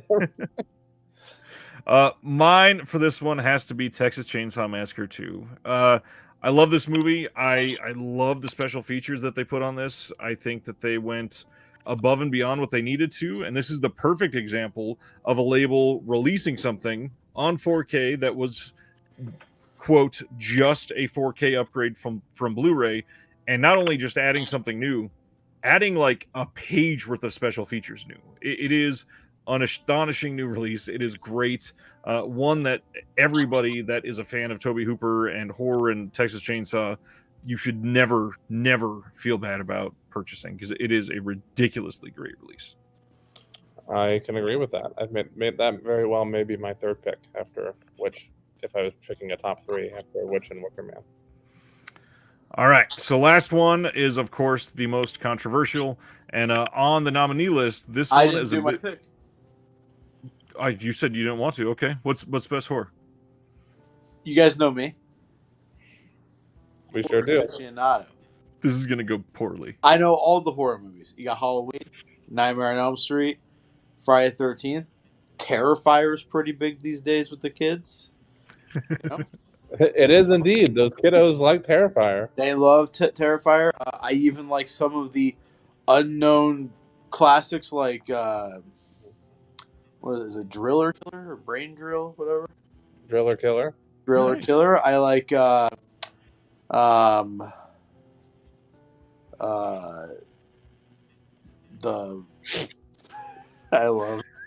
love horror movies. So, you know, What's your favorite, the real Jeremy? Blood and Black Lace. I love Blood and Black Lace. You know, I'm a barely even sort of classifiable as a horror movie, but okay. It's a proto giallo. Okay. I know what I'm talking about here. Okay, I'm Italian. Dario Argento's. You know, you got Argentos. You got the Carpenters. You got the the James Camerons. So what is your pick so we can go to the big one? You know, I love horror. So and you guys know this. I love Chucky. I love just see how long I can drag this out. My pick is Human Lanterns. This is just as much of a horror movie as it is a wuxia film. It perfectly mixes together slasher flick and martial arts, and it's fucking awesome. But I haven't seen it. Would you agree with that, Ryan? I wanted to point out. Man, I was gonna say I could have swore this came out in 2021, but it is 2022. Sincerely? Yeah. I am astonished. Well done. You actually got a pick. That's amazing. What? This is a horror movie. Go This is a fake. horror movie. No, nothing wrong with that whatsoever. Good job. Good job. I do want I'd to say I love horror movies like that one that Arrow put out like something about like an iguana or like some kind of reptile. You know what I'm talking about? You know what I'm talking about? Yes. Which one? Something like iguana or something. I don't know. It's a giallo film. That's a giallo. It's a proto giallo. Just to veer this off course just a little bit longer, I'd like to point out, since we're talking about best horror release, and that pretty much every single one of our Sleep on some fire movies is what I'm doing. every single one of our picks, even Flip's astonishing pick in this category, has been from a label that isn't from the label that's kind of known for specifically horror, which is Scream Factory. Which the only reason I bring that up is to say, when I was listing off my top 3 labels for the year, it's astonishing how far down on my list that's gone as far as a label, because to be completely honest, and I think Ryan will remember this from how long we've known each other now, that's what got me into boutique collecting, was Scream Factory. That was the very first label. Now we're talking like, huh? Me too, dude. Their Owen collection, the Fly. We're talking like 2018 or something, right? Oh yeah, dude. It's been a while. I have all the releases. So I was late. I was even then I was late to the game in terms of boutique label collecting. But Scream Factory is what got me started, and it was only later that I started branching into Arrow, Vinegar Syndrome, Severin, etc. But man, and for me personally, how the mighty have fallen, because Scream Factory's rollout this year, and even just in general lately, has been pretty dismal, right, Ryan? I was trying to look up something just so I could give an opinion on it, and the release date. Okay, that was this year. So I was just trying to think, what would I rate Scream Factory if I was rating all labels? Like, what number would they be on my list of this year? Yeah, I think they struggle to make like top 15 or 20. Yeah. They would definitely not be in my top 10, maybe top 15. I don't know. They're definitely not in my top 10, and that breaks my heart. I love Scream Factory. I'm loving this. They should change their name to the Bore Factory, because they've been or the Disappointing Factory, because I've been upset. Yeah, the Snooze Fest Factory. Yeah, why did you release this on Blu-ray Factory? You know, the hard part. I try to be as semi-positive. Scream Factory, there's a lot to crap on this year. I mean, they've had a lot of problems. They've primarily relied on re-releases. Yeah. I don't see how they're like I can't even say maintaining excitement. I feel like they are on the long end of a deep spiral down. And honestly, what I liked was my little Chucky, my burnt Chucky doll. And honestly, this goes along with Shout Factory too. Like the stuff that I picked up from Shout Factory, their Common Writer releases haven't been good. Like, I agree with that too. I mean, aside from the last detail on Shout Select, I can't quite think of anything good from Shout or Scream this year. They need to quit yelling and scaring people and get back to work. And let's calm down. Let's calm down and release some. Let's calm down, guys. So the problem from like the tokusatsu side is that they use the like not Blu-ray quality masters, and they're putting them out on Blu-ray, so they like kind of look like shit. So, and they blocked me from their website. So fuck them. Did they really? Yeah, I don't know it's a long story. I'll tell you about it later, Flip. What do you mean? I'll tell you about it later. I don't want to get into it now. We've already derailed so much, and it's a long story. With Scream Factory and Shout Factory. Joe Jack said exactly what I said. The burnt Chucky doll was their best release of the year. I want to say one more thing. Is I could probably highlight like 10 pretty good releases from them from the entire year. However, with the amount of stuff that they're usually putting out, 10 is an abysmal number from them. Yeah. And that's with how big they are and the licenses they get, that's an embarrassing number. It was a rough year for them. There's no doubt about it. I feel like I've collected just about everything I wanted to collect from them at this point. I've honestly, I made one purchase from their site all year compared to so many purchases from all these other labels. Ragnar, what do you mean? He's saying, are you guys picking movies or are you picking packaging? Pretty much everything we've said tonight has been about movies specifically. Hardly any of us have even mentioned the packaging. We just spent 10 minutes on a diatribe on what is in the Sony Pictures Classics box set because it's so good. That's all I talked about with After Dark Neo-Noir Cinema. That's Shawscope. Flip barely even mentioned it just to say that it's barely better than the previous year. What? Oh, look what Ice Cube said. You could Ragnar's asking if we're picking movies or packaging, and I'm pointing out how everything we're talking about so far has been movies. You could probably answer Ice Cube now. You don't even have to wait till next Thursday. Maybe for the Thursday stream, I'd like to hear best media book. I do have some things I want to highlight on that. It'll probably be next week, probably not on Thursday, but I'm going to try to find some of my favorite art pieces for what's coming out for this year, including alternate posters, which is another thing Ice is excited about. Okay, now we'll move on to the big topic. All right, the big boy. And we got the whole list here, and this is all of the nominees. Obviously, this is deep like the Oscars, like Best Pictures. We go all the way up to 10 choices for this last category. And also, obviously, there's write-in. You can choose anything for this. But we have the After Dark Neo-Noir box set. We have Columbia Classics Volume 3 from Sony, Drive from Second Sight Films, The Godfather from Paramount, House of Psychotic Women from Severin, The Incredibly Strange Films of Ray Dennis Steckler from Severin, Lost Highway from Criterion, Shawscope Volume 2 from Arrow, Texas Chainsaw Massacre 2 from Vinegar Syndrome, and The Witch from Second Sight. Woo! All fucking good releases, guys. Yeah, I mean, Been even a the year. ones I don't have, I know, I just know how popular and comprehensive of a release they are. Like, I don't have the Shaw Brothers Volume 2 set, but I know how much it made people happy and what an extensive and Made me happy.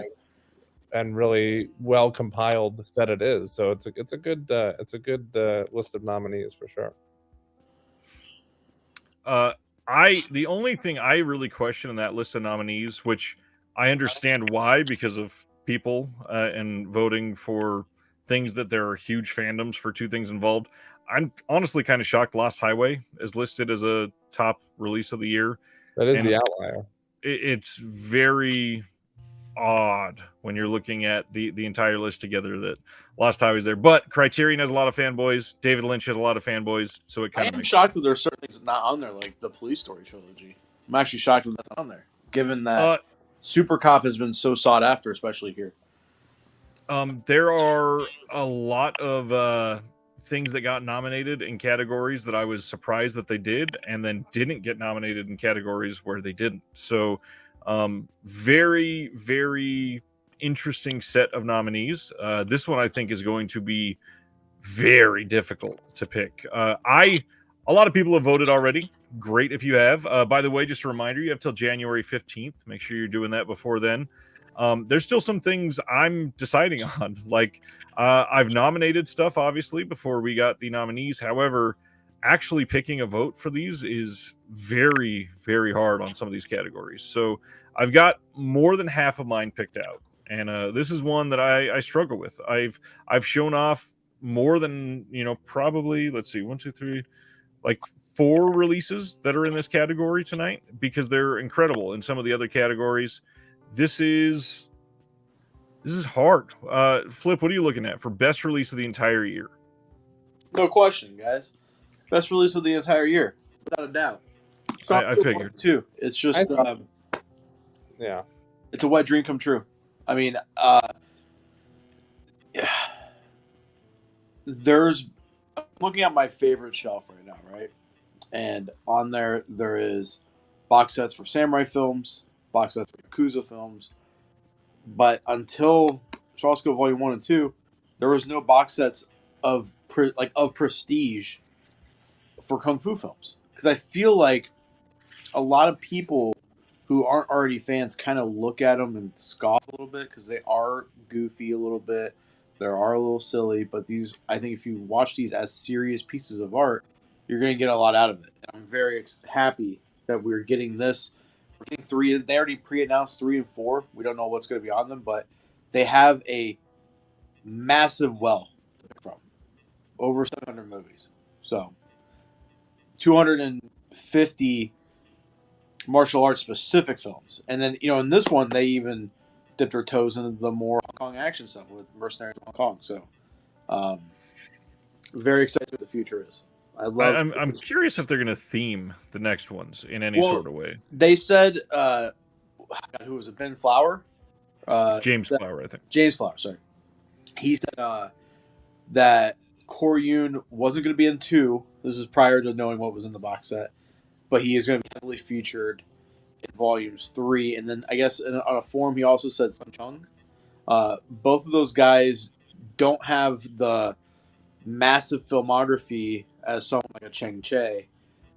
But they directed a handful of martial arts films that I think are phenomenal. I think Kor Yoon and Sun Chung are like the unsung heroes of Shaw. Like they just like the movies that they put. Like when I want to watch a movie, I usually gravitate towards those two. That's not a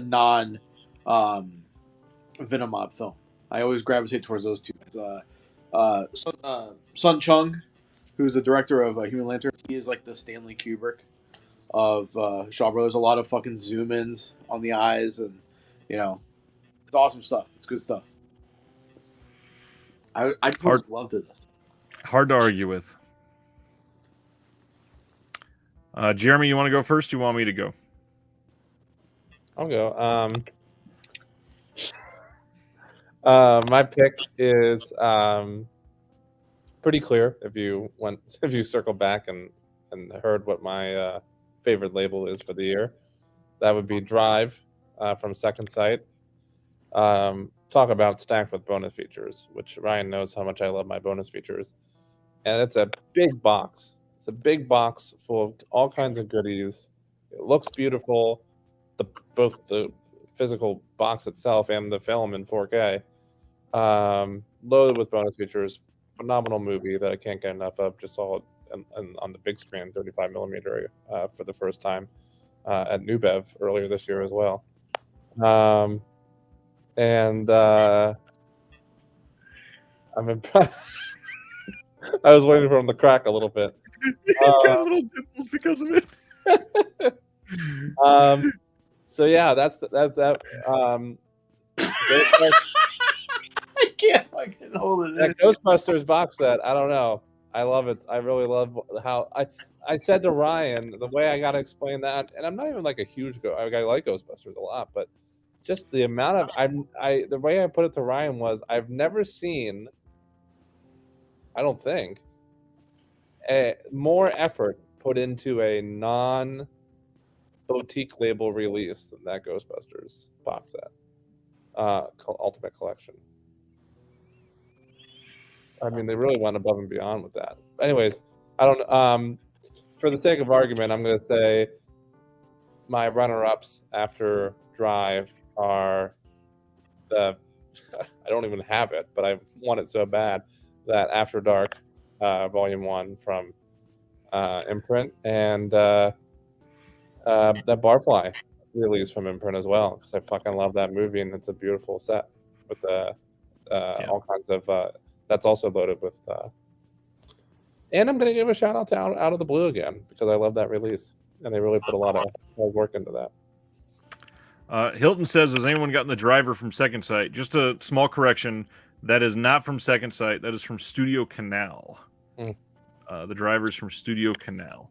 I do not have that. I do not have that yet either. And the hard part, this is exactly what we were talking about earlier, is I'm very excited that Imprint announced the Walter Hill box set that was supposed to come out before the end of this year, and it got delayed because of production delays everywhere. So it'll be out in the first few months of 2023, but it includes the driver.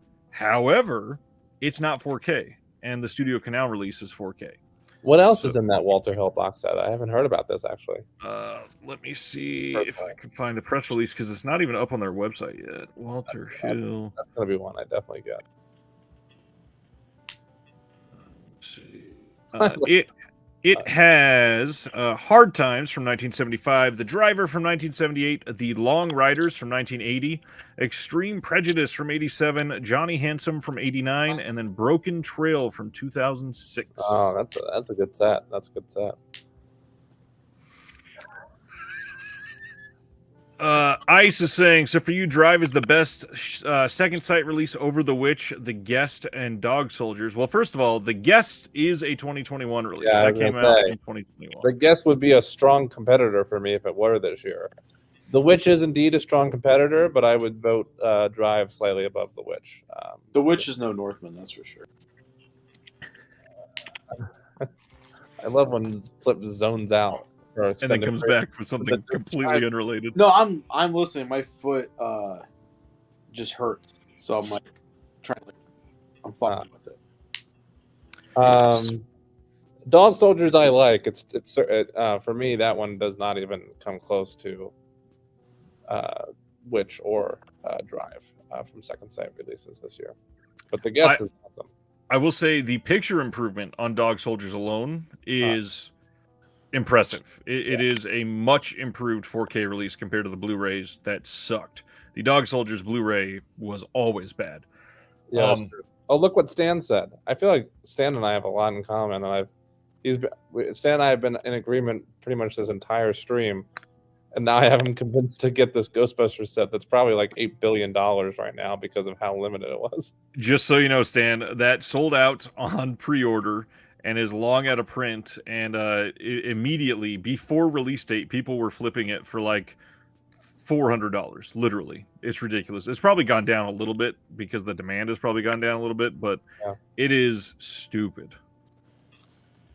Let's see what's going on. Film Nut KB says Drive is the better second sight release, but The Witch is so good too. Yeah, for sure. I agree with that 100%. Look, Joe Jack's. I couldn't agree more with Joe Jack either. They're killing me, man. They're so fucking beautiful, but they're so expensive. Flip, have you gotten any imprint releases ever? Probably not. I have The Godfather, the old one. That's an imprint release? Yeah. I also have the Chinese dude that they put out a box set for. Oh, the collaborations. Yeah. Didn't have the Great Wall with Matt Damon in it. I was a little disappointed. Do you mean The Godfather or do you mean something else? Because they've not put out anything titled Godfather. The Godfather. It's a 1940s film. Not from imprint. It's from imprint. Not that I know of. I love how confident Flip is. Hang on. I'll be back. So this one is, I love that Film Nut says immediately, Zhang Yimou, yes, but Godfather is not an imprint release. What is it? You found it? Wait. He's probably talking about Scarface. Oh, I'm Scarface? talking about Scarface. Hey. They did the 1932 Scarface. I got my wops mixed up. So let's talk about this because I have a struggle with top film of this or top release of this year. So obviously, I think it's easy to choose a box set here because when you're talking about best overall release, bang for your buck, something like Shawscope makes sense. Something like After Dark neo noir cinema makes sense. Sure. So I'm gonna go for a little bit of both. I'm gonna say After Dark is maybe my overall release of the year just because it fits my tastes, but for single films, I'm gonna have to. Oh man, I'm gonna have to go with Drive as well. The amount. Wow, Flip. Just throw it out of the way. I don't even remember if Jeremy mentioned it, but the fact that we have 2 full-length books to accompany I mentioned how big the packaging is and all the goodies it came with. Yeah. So the books I see just as a special feature because the amount of time that you can spend with these is ridiculous. So Drive has a great commentary. The film looks amazing. Obviously, it's a newer film. It was filmed in a way that's going to look great in 4K. Commentary, there's a nice long, I think it's like 70-minute conversation with the director and a couple other crew members. Did you know that he's autistic? Nicholas that Griffin? Does not surprise me with how he. I love him. works. There's a new Netflix show. It is hard to argue with this because, again, Second Sight, they leave nothing to be desired.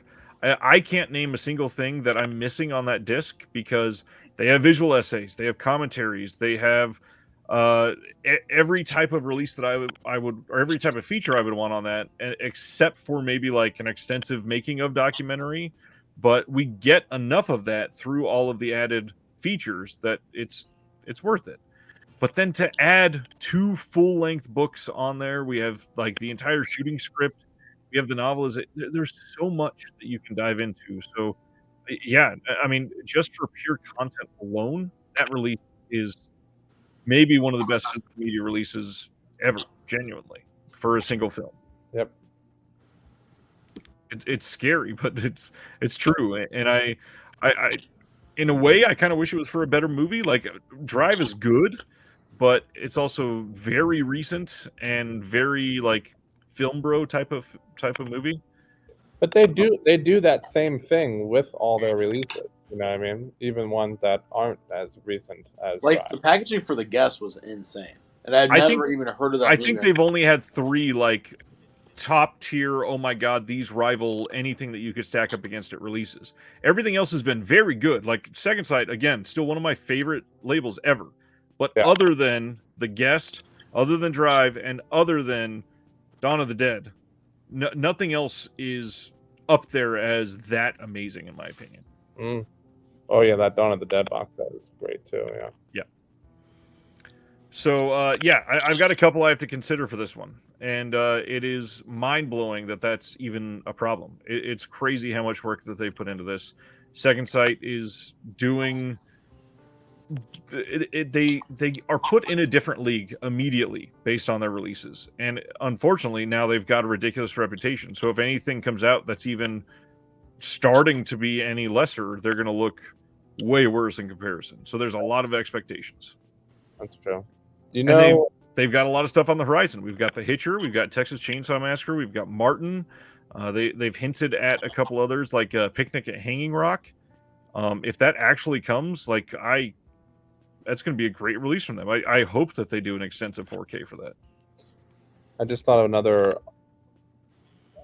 very cool looking box set that I think probably very few people picked up due to how expensive it was. I don't have it, but I thought it was really cool, and that's that Saw box with the bear trap.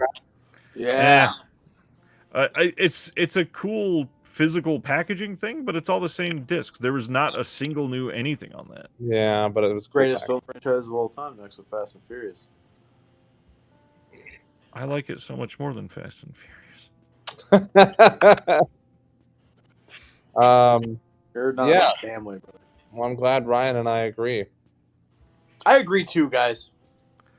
Now that we've been in here for almost 2 hours, any like final thoughts on the year for physical media? Because this is our last moment on this specific show, speaking on the end of the year. So what is it? I thought we were meeting next Tuesday. That's a different show. What should you guys do next Tuesday?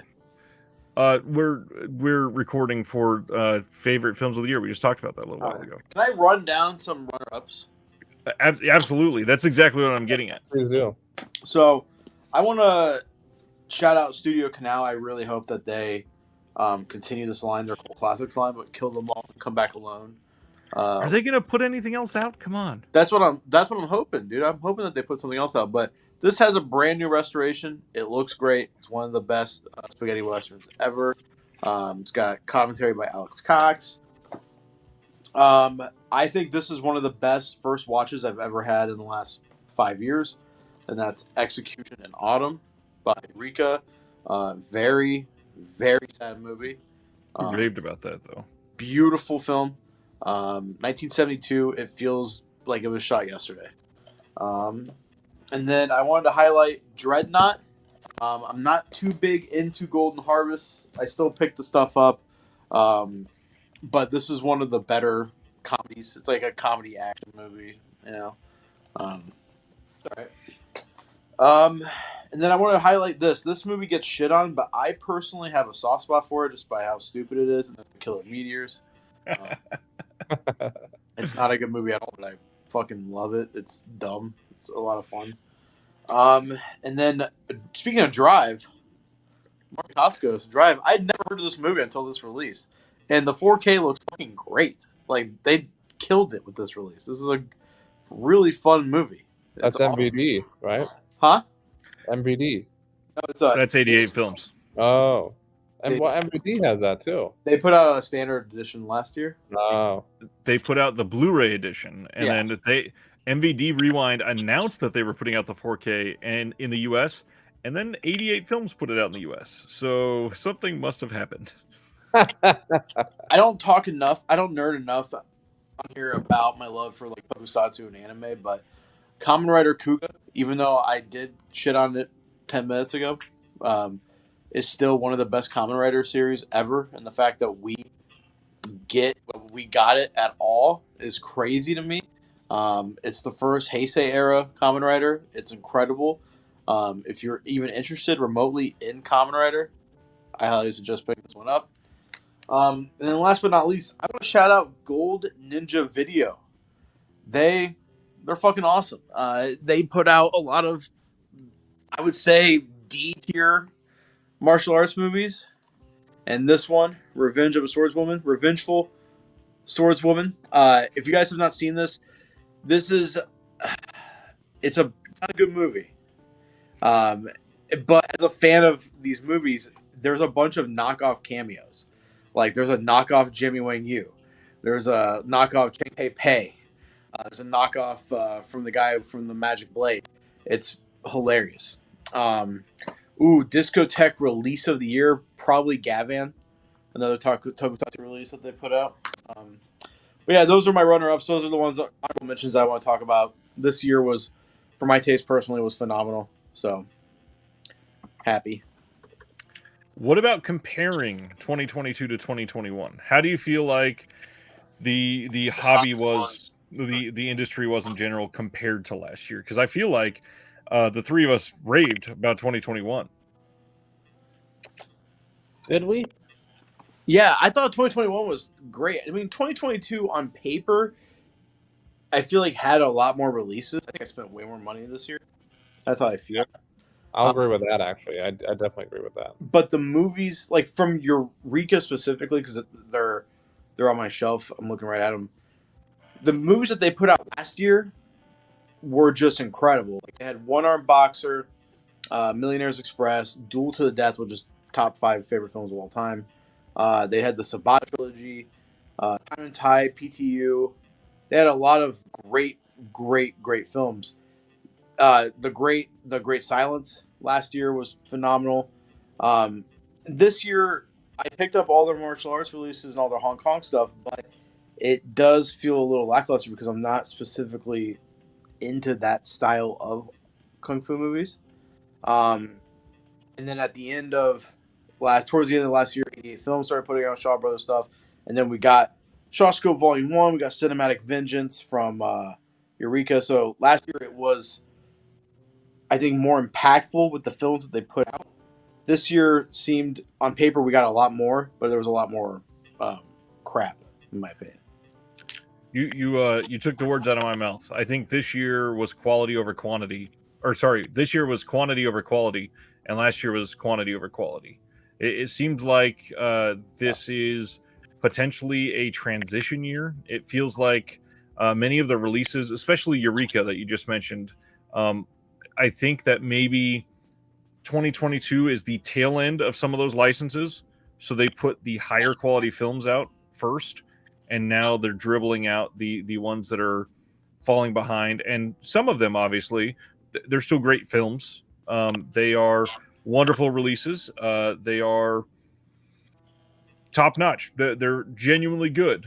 But sure. I do think the overall quality of film was higher in the releases for 2021. But there's a hell of a lot more of them in 2022.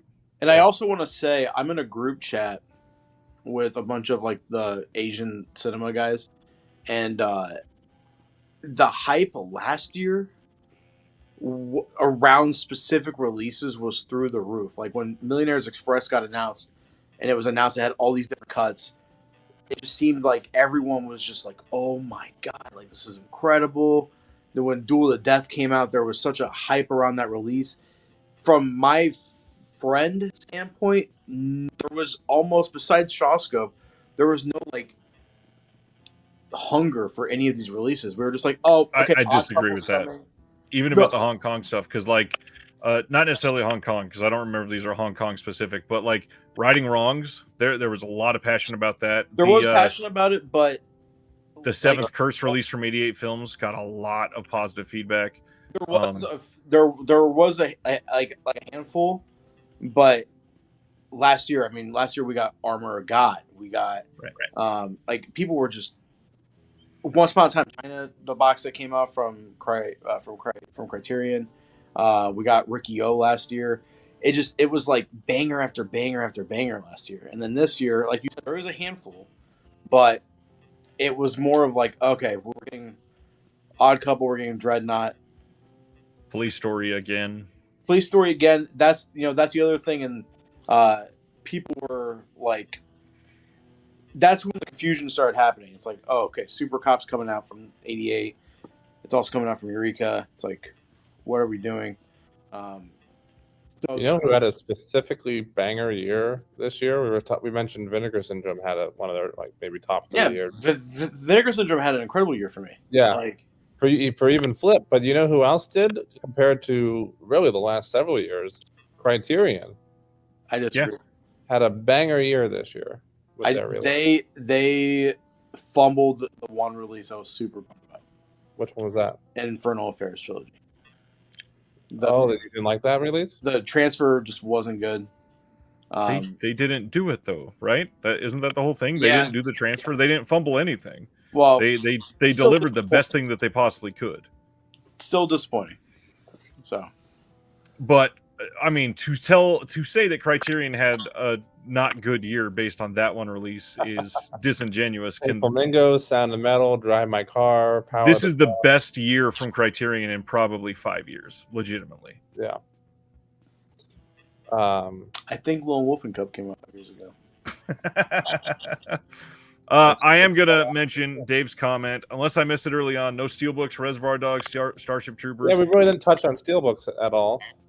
First off, like if you're gonna mention Starship Troopers, that's kind of a re-release. I believe they changed the audio on that, but at this point in my life, I don't even have an audio system. I think we talked about this on Reconnected last week.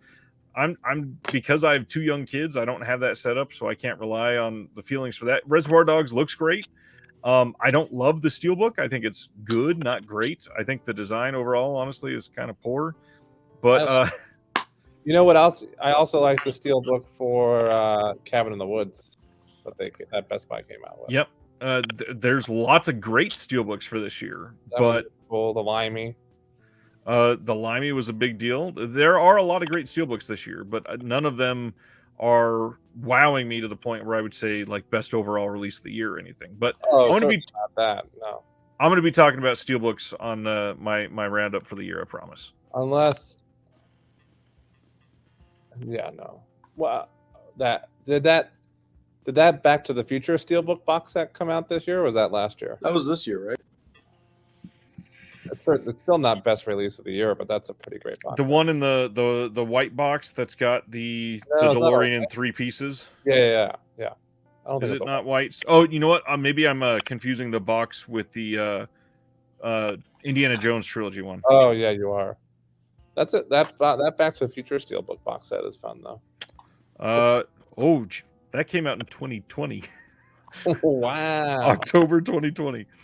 Holy moly! It's been a blur, guys. Ice is saying, "Did you get the Little Drummer Girl set, and would it make the list?" I did not. I have not gotten. I think I've gotten 1 premium all year. unfortunately. The Little Drummer Girl set looked incredible. I would love to have it and be able to watch it, but it might if I owned it, perhaps. Listen, Vim Vendors would make the list if I had the money to buy it right now. KB says July, November releases alone were great for Criterion, and I would completely agree with that. 100%. 100%. The Godfather steelbooks are very nice this year. Yeah, those were nice. And they're like very on sale right now too, at least for the first two. Severin crushed it this year, especially with their Black Friday sale too. This is tough because last year Severin was like top 3 label for me. I think that they had a killer year for my taste.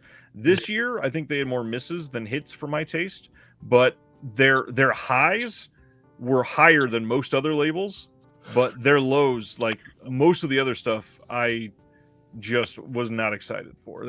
I feel like they've had a lot of misses for my flavor.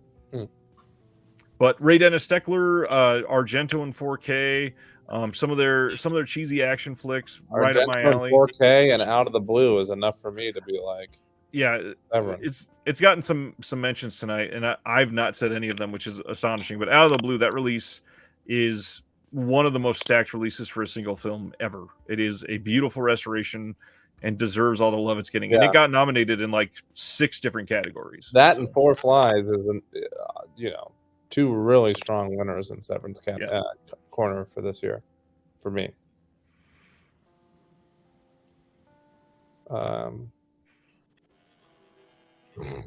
Awkward silence. I'm waiting for Flip to rejoin.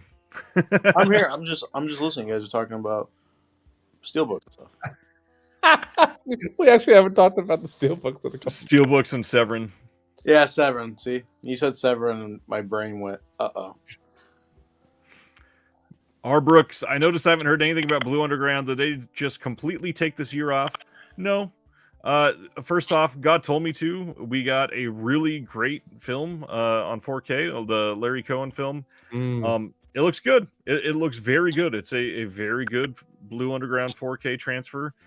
They did Quiet Days and Clichy this year. They did one other 4K release, at least. And I'm not remembering which one. It's a vampire film, right? Oh, Uncle Sam. The 4th of July killer movie or whatever. Oh, yeah. I first off, their titles this year are not the best picks. God Have Told Me To is a really great movie. The other two probably didn't need to go 4K when other movies are still not even on disc yet. But I'm not going to complain. I'm glad we're getting high quality and they're getting attention. Joke's on you, Dave. I don't like women. That's not acceptable. Speaking of Dave, he says, in honor of Jennifer Lawrence sticking her foot in her mouth about being first female action star, you need to do a show on female-led action movies or series. Did she really say that? Yeah. Has she not seen Asian movies ever? Honestly, you don't even need to go to Asian. She missed a lot of other ethnicities. Alien. Stuff. What about Alien? Right. Sigourney Weaver. So many movies from the last 4 decades.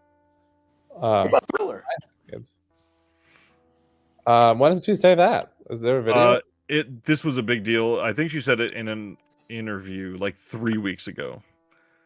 I didn't hear about that. Yeah, it was a very dumb take. Yes, there's some things in the works for feminism on the channel. I promise. We're doing feminism. You are not this channel necessarily. I already grew my hair out to be a guest on. Yes, we're going the Monty Python round.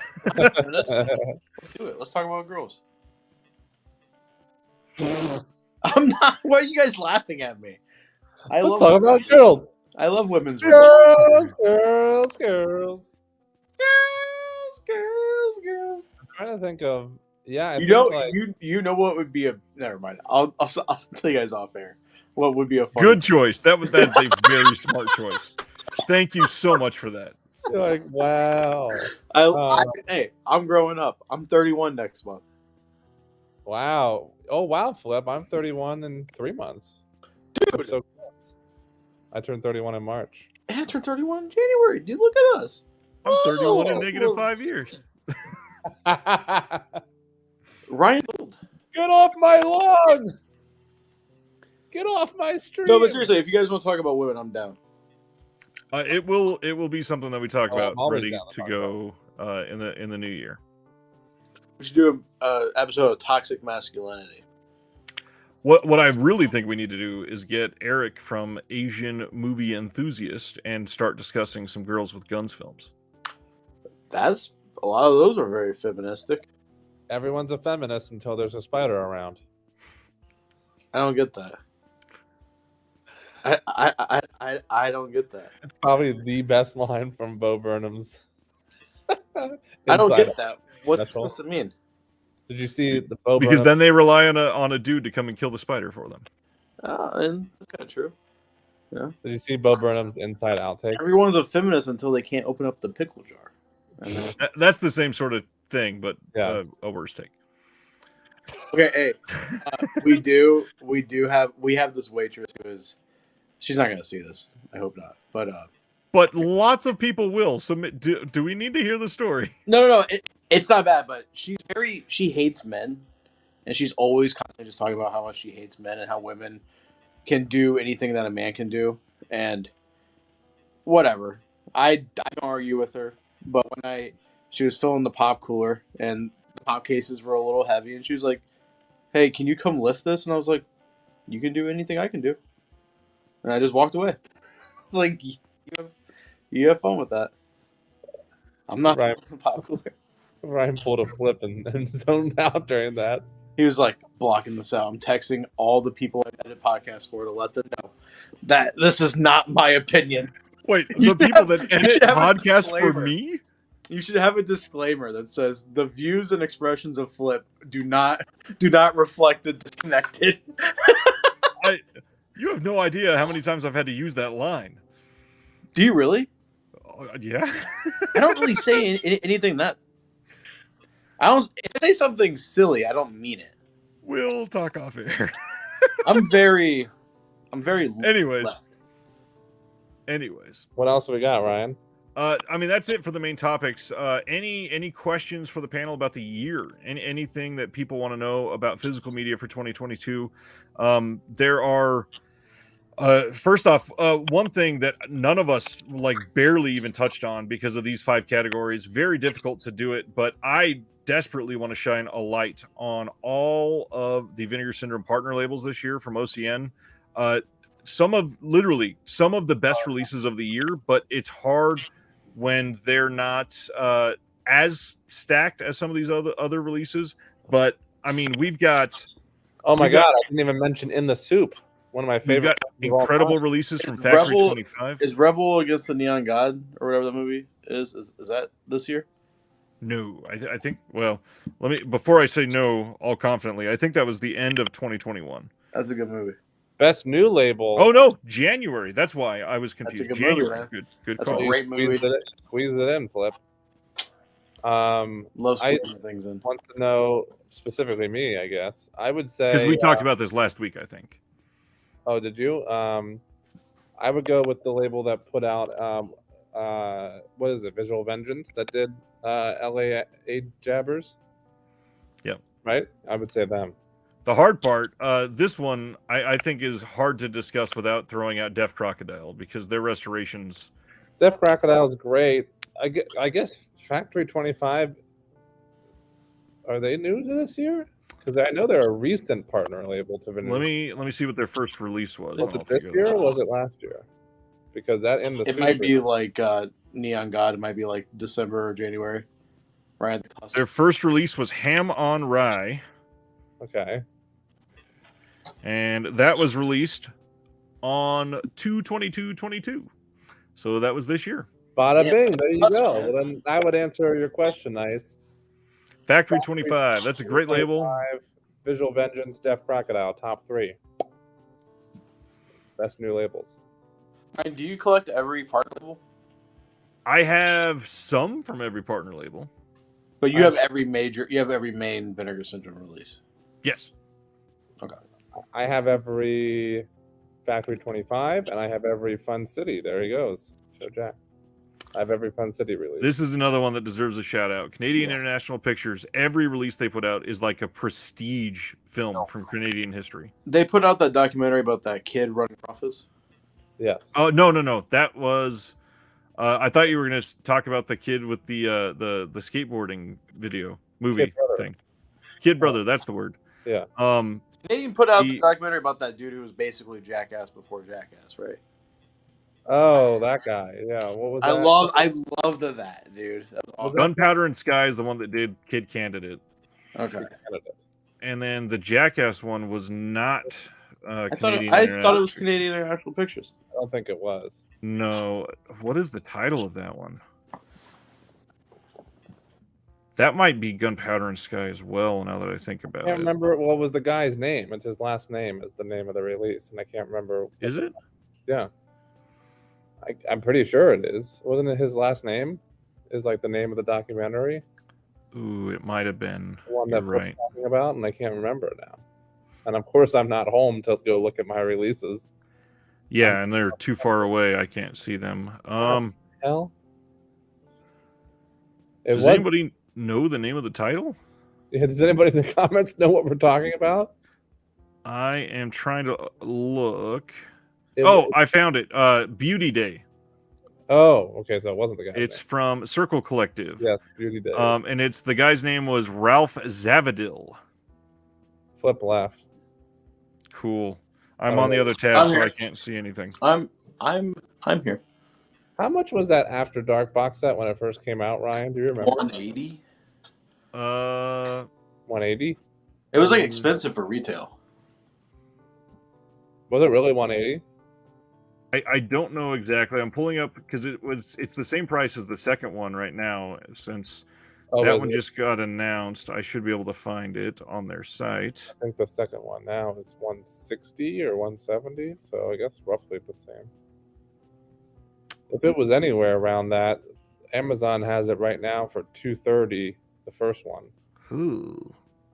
Is obviously a jump up, but less of a jump up. You're looking on Amazon? Well, I basically just typed it in the Google. I wasn't specific. So it's $195 Australian.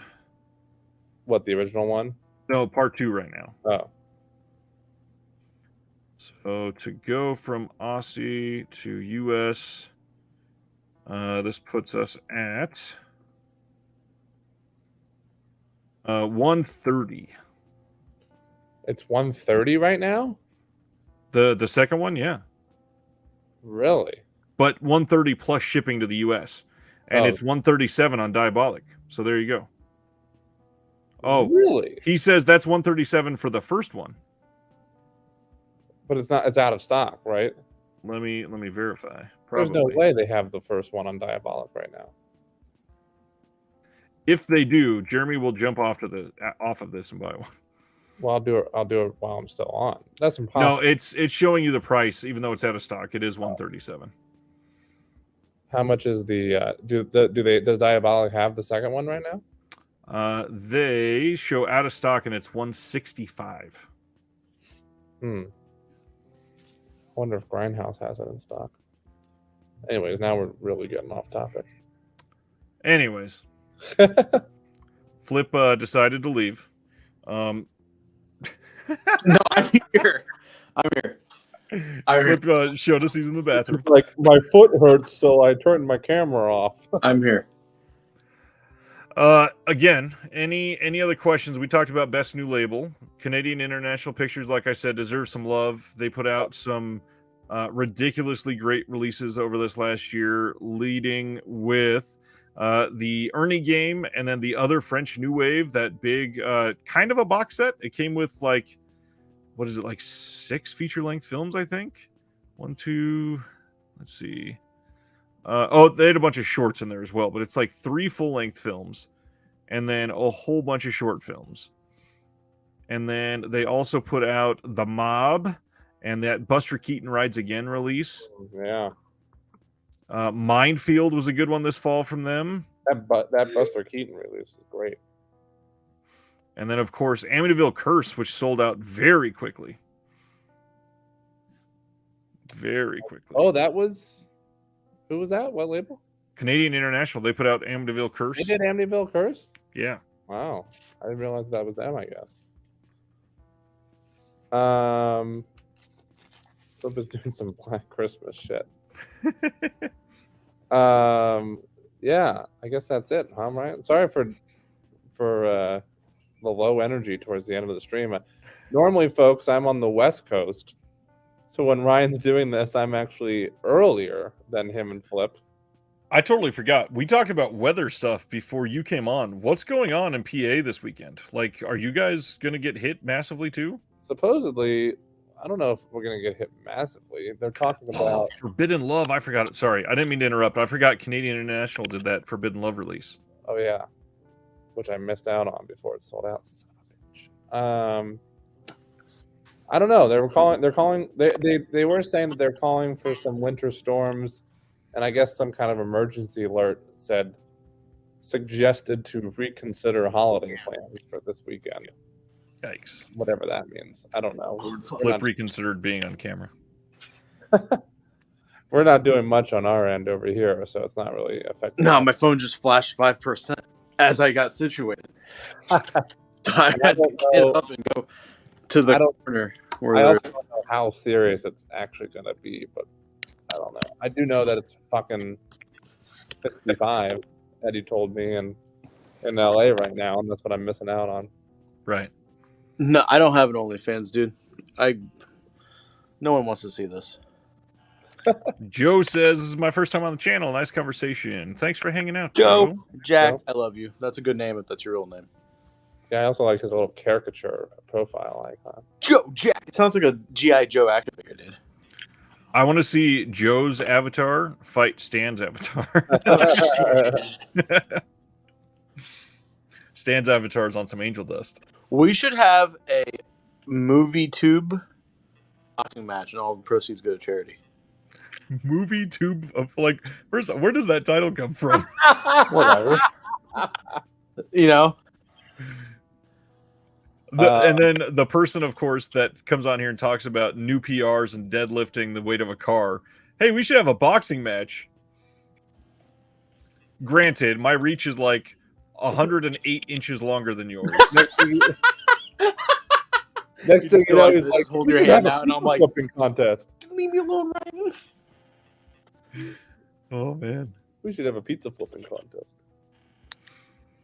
Stan's avatar is not the actor from Young Frankenstein. Peter Boyle? I don't think he's talking about Peter Boyle.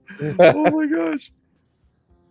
Oh, that's hilarious. I love Young Frankenstein. Gotta promote. Yeah, what a classic. Just gotta promote one more time next Tuesday. Everybody, tune back in next Tuesday. I'm gonna be in much finer form because Ryan knows how seriously I take my end of the year best of lists, and I'm stoked to. I will be here watching. Flip will be there watching. I'm stoked to have that discussion with you, Ryan, next week. And just a big, long in advance heads up for everybody. Jeremy obviously makes a big deal about the Oscars as well. And just like last year, we're going to do our best to make a time of it for the channel, discuss and hang out and try to guess some of the nominations and do a nomination reveal show and see if we can get Jeremy to not pay attention to those until we do it live. Yeah, I managed to do it last year. It was a struggle. What are we doing next episode for this show? Nothing. I don't know. It's going to be the first episode of the new year. It's going to be an exciting time, and hopefully we are not snowed in for the 10 days prior to that. Fingers crossed. Is that what they're talking? Is that what they're saying?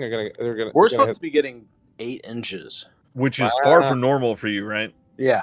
Like, where are you at, Flip, again? Illinois. Oh yeah, yeah. We're not getting anything that bad. In fact, I thought I heard them only say like 1.5 inches if we got any snow. That's like nothing for PA. For PA, yeah.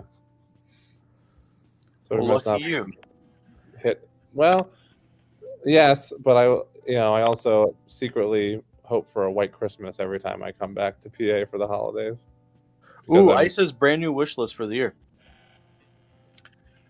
That is probably a good conversation. And Sure. obviously, there's a lot of rumors already swirling around a bunch of releases. There's this like very poorly kept secret about a Bruce Lee 4K box set from Arrow coming That in we've known about 2023. for over a year at this point. Yeah, we've known for over a year. We've known about this for a while, dude. And now everybody's talking about it openly, even though it's never been announced. It's so weird how everyone's like, yeah, that's. I'm like, man, I've been hyped about this. Well, not hyped. I don't even like Bruce Lee, but there's some other ones that some of the contributors have alluded to, and some people are taking it as gospel. There had been that rumor, well, not really a rumor. Somebody had confirmed early in the summer that somebody was going to announce 4 Argento 4Ks. whoa! And we since then we've gotten 4 Flies on Gray Velvet, and we've gotten 5 Days from Severin. I don't think we've gotten any other brand new Argento 4Ks since they said that in like Didn't the June or opera July. just get announced or something? No, nothing new on that yet. Okay. There. You might have seen there was a Europe release. It might have been Shameless, and it sounds like a Shameless thing where they put out a very late release of 4 Flies, Opera, and one more from Argento, and made it like a box set. Yeah. Yeah. So yeah, it would be fun to talk about some of the ones that we might have rumors that they're coming, or just wish that some labels would do, because there's a lot of stuff. That would be a fun conversation. I wish one of these labels, whether it be Vinegar's, just some of the stuff Vinegar Syndrome's putting out, I feel like it very easily could be them or one of their partner labels to put out a proper 4K restoration with some cool new bonus features for Repo: A Genetic Opera, one of my favorite vaults. Yes. I would love it. I would love for that, what I just said, for that movie to get a release. Goyokin, Hideo Gosha would love for that to get released in the States. What I'm shocked about, honestly, that we didn't get sooner is besides Arrow, I think Arrow's release seems good, but the love for Sonny Chiba seems almost non-existent. I think the Shout Factory release sucked. I mean, it sucked. I mean, almost no special features, static images. Like, it's just like the menus. It seemed like a half-ass slapped together release of a release that they already previously released. Wait, did they do that on DVD? They did a Sonny Chiba box set, and almost all those movies were there. They also did an Angela Mao box set too, and a Jimmy Wang Yu box set. Joe Jack has a point. The little kind of teaser lineup that Vinegar Syndrome gave us just recently on their website of what they have in store for next year seems like it's going to be better. Yeah. And then if they're putting out stuff like Burning Paradise, I would love to see them do the Swordsman trilogy. Like, there's a lot of stuff from that that's like Burning Paradise-esque that they could pull from. Well, and on our next episode for Discovering Cinema, we're going to be able to talk about that Cat 3 box set. It'll be out? It's getting announced on the 1st, yeah. Oh, shit. Perfect, dude. We're going to have a great conversation. I can't wait to re-up my subscription. But the thing with Cat 3 with me is the same thing I have a problem with, like, with Pinky Violence films, is, like, I don't really like watching grotesque violence on women. And a lot of that stuff is that. Like, Ricky O is, like, in Seventh Curse are more my Cat 3 jam. Ebola Syndrome pushes the boundaries of what I like. Is Ice in the Discord? He is not. I mentioned in the Discord when we were having a discussion about this, Ice, somebody mentioned about that, how they're making it the first week. By the way, Flip, if you could say hi to your dad on the couch for me, that'd be nice. Just say it. I think I get why they're doing it. First of all, way fairer price than any of us expected, which we've also been discussing in the Discord, right, Ryan? For the yearly subscription. What is the yearly subscription price? They said on their site that it's expected to be about $9.80 with the discount for current subscribers on top of that too. So $70 off, so just about $900. Well worth it. I think they're shooting themselves in the foot a little bit. I get why they're doing it.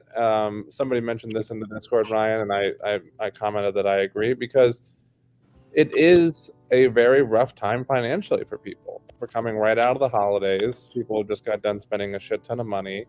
So to expect that to be the only opportunity now without the halfway sale like they used to do.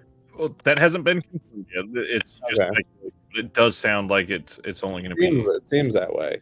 So to expect people to drop that, I mean, some people can do it, and I can and will, but to expect people to, a lot of people that are, big collectors like us that have a lot of expenses and families, which I don't, which is probably why I can't afford it, to drop that kind of money right at the beginning of the year like that after the holidays is a rough ask, I think. And it feels like they made this change from Black Friday for similar reasons. And the hard part is there's never really a great time in the year to do this. Like, if you did, say, the first week of March, you might be able to capitalize on some people getting tax returns.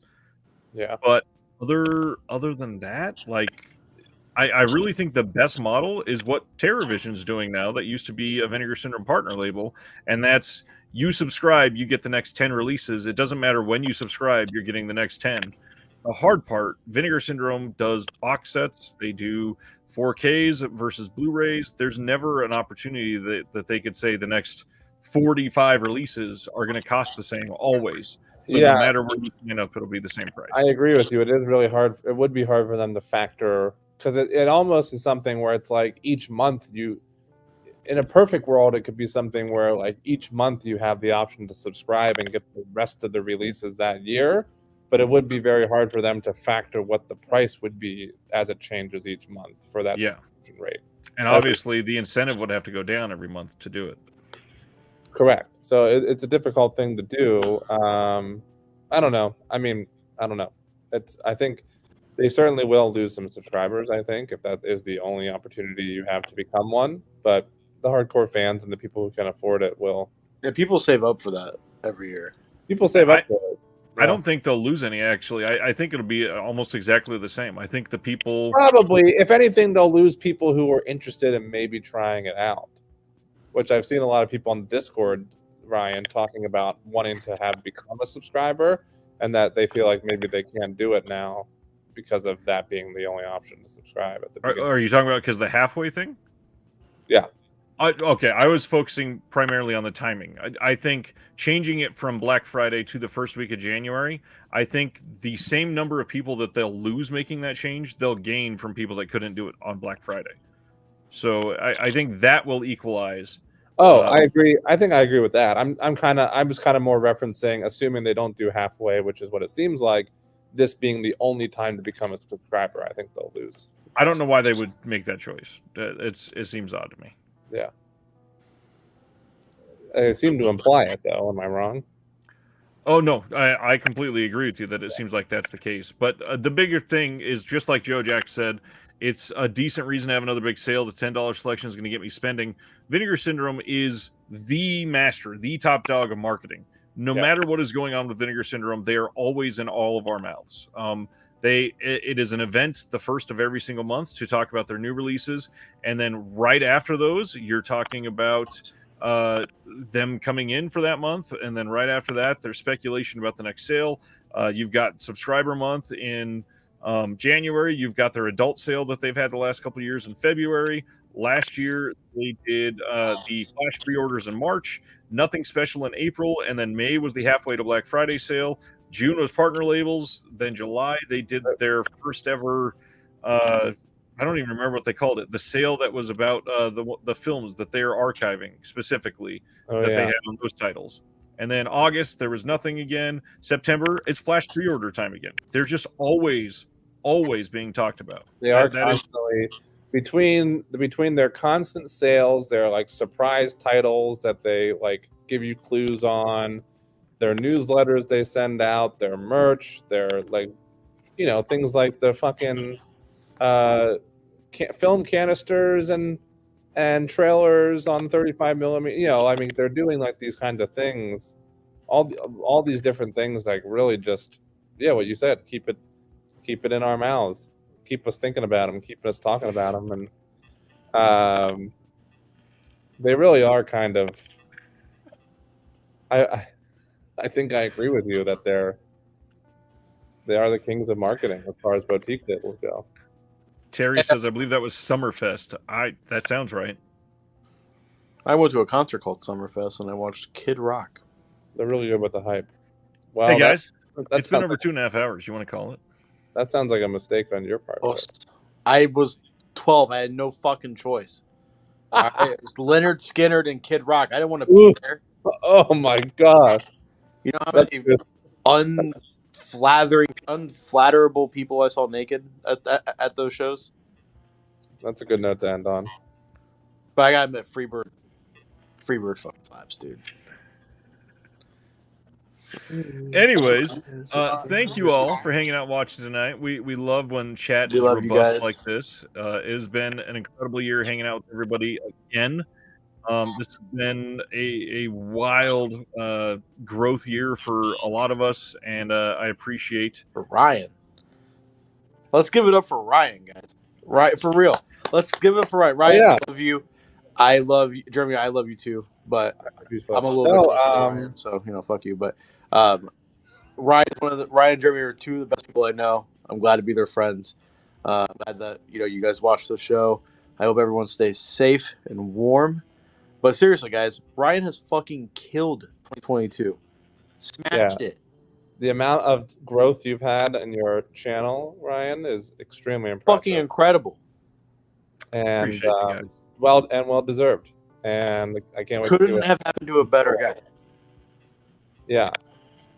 For some reason you keep bringing Flip on, and I don't know why with all this other growth that's happening.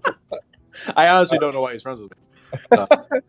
No, I'm like, holy smokes, is Ryan about to just take over? I think 2023 Ryan's gonna just fucking skyrocket. Yeah, people are gonna stop listening to films at home, and they're gonna get some sense in their head, and they're gonna start watching Ryan's channel. I anticipate it, and I can't wait to see what's in store for Ryan's channel for 23. And then Flip, who just turned into this. Flip, who I joke with all the time, but I love dearly, and I haven't seen him months. I know, dude. I fucking miss you. I think about you all the time. Particular show with the two. Text me. You have my number. You could text me. Yeah. Well, you know what? I might have deleted it. Okay, I have it. I am starting a second YouTube channel. I am going to be competing in some powerlift competitions this coming year, so I'm gonna maybe make some vlogs. Nice. About it, and workout videos. So inspire others who are overweight to get strong. Amazing. Good luck. I love how Flickering Waves is anticipating a new wave of COVID in 2023, apparently, because he wrote "wash hands." I think that's this emoji, maybe. It makes it look like applause. 2020 and 2021 was certainly the year to not really be aware of whether or not somebody was just being cleanly or whether they were a villain coming up with a maniacal plot. Such a Jeremy Long joke. It's a very Jeremy Long joke, and I love it. I've never heard something more on brand. On that note, thank you all for spending a year discovering cinema. Here's to another great year in 2023, and we'll see you in 2 more Tuesdays.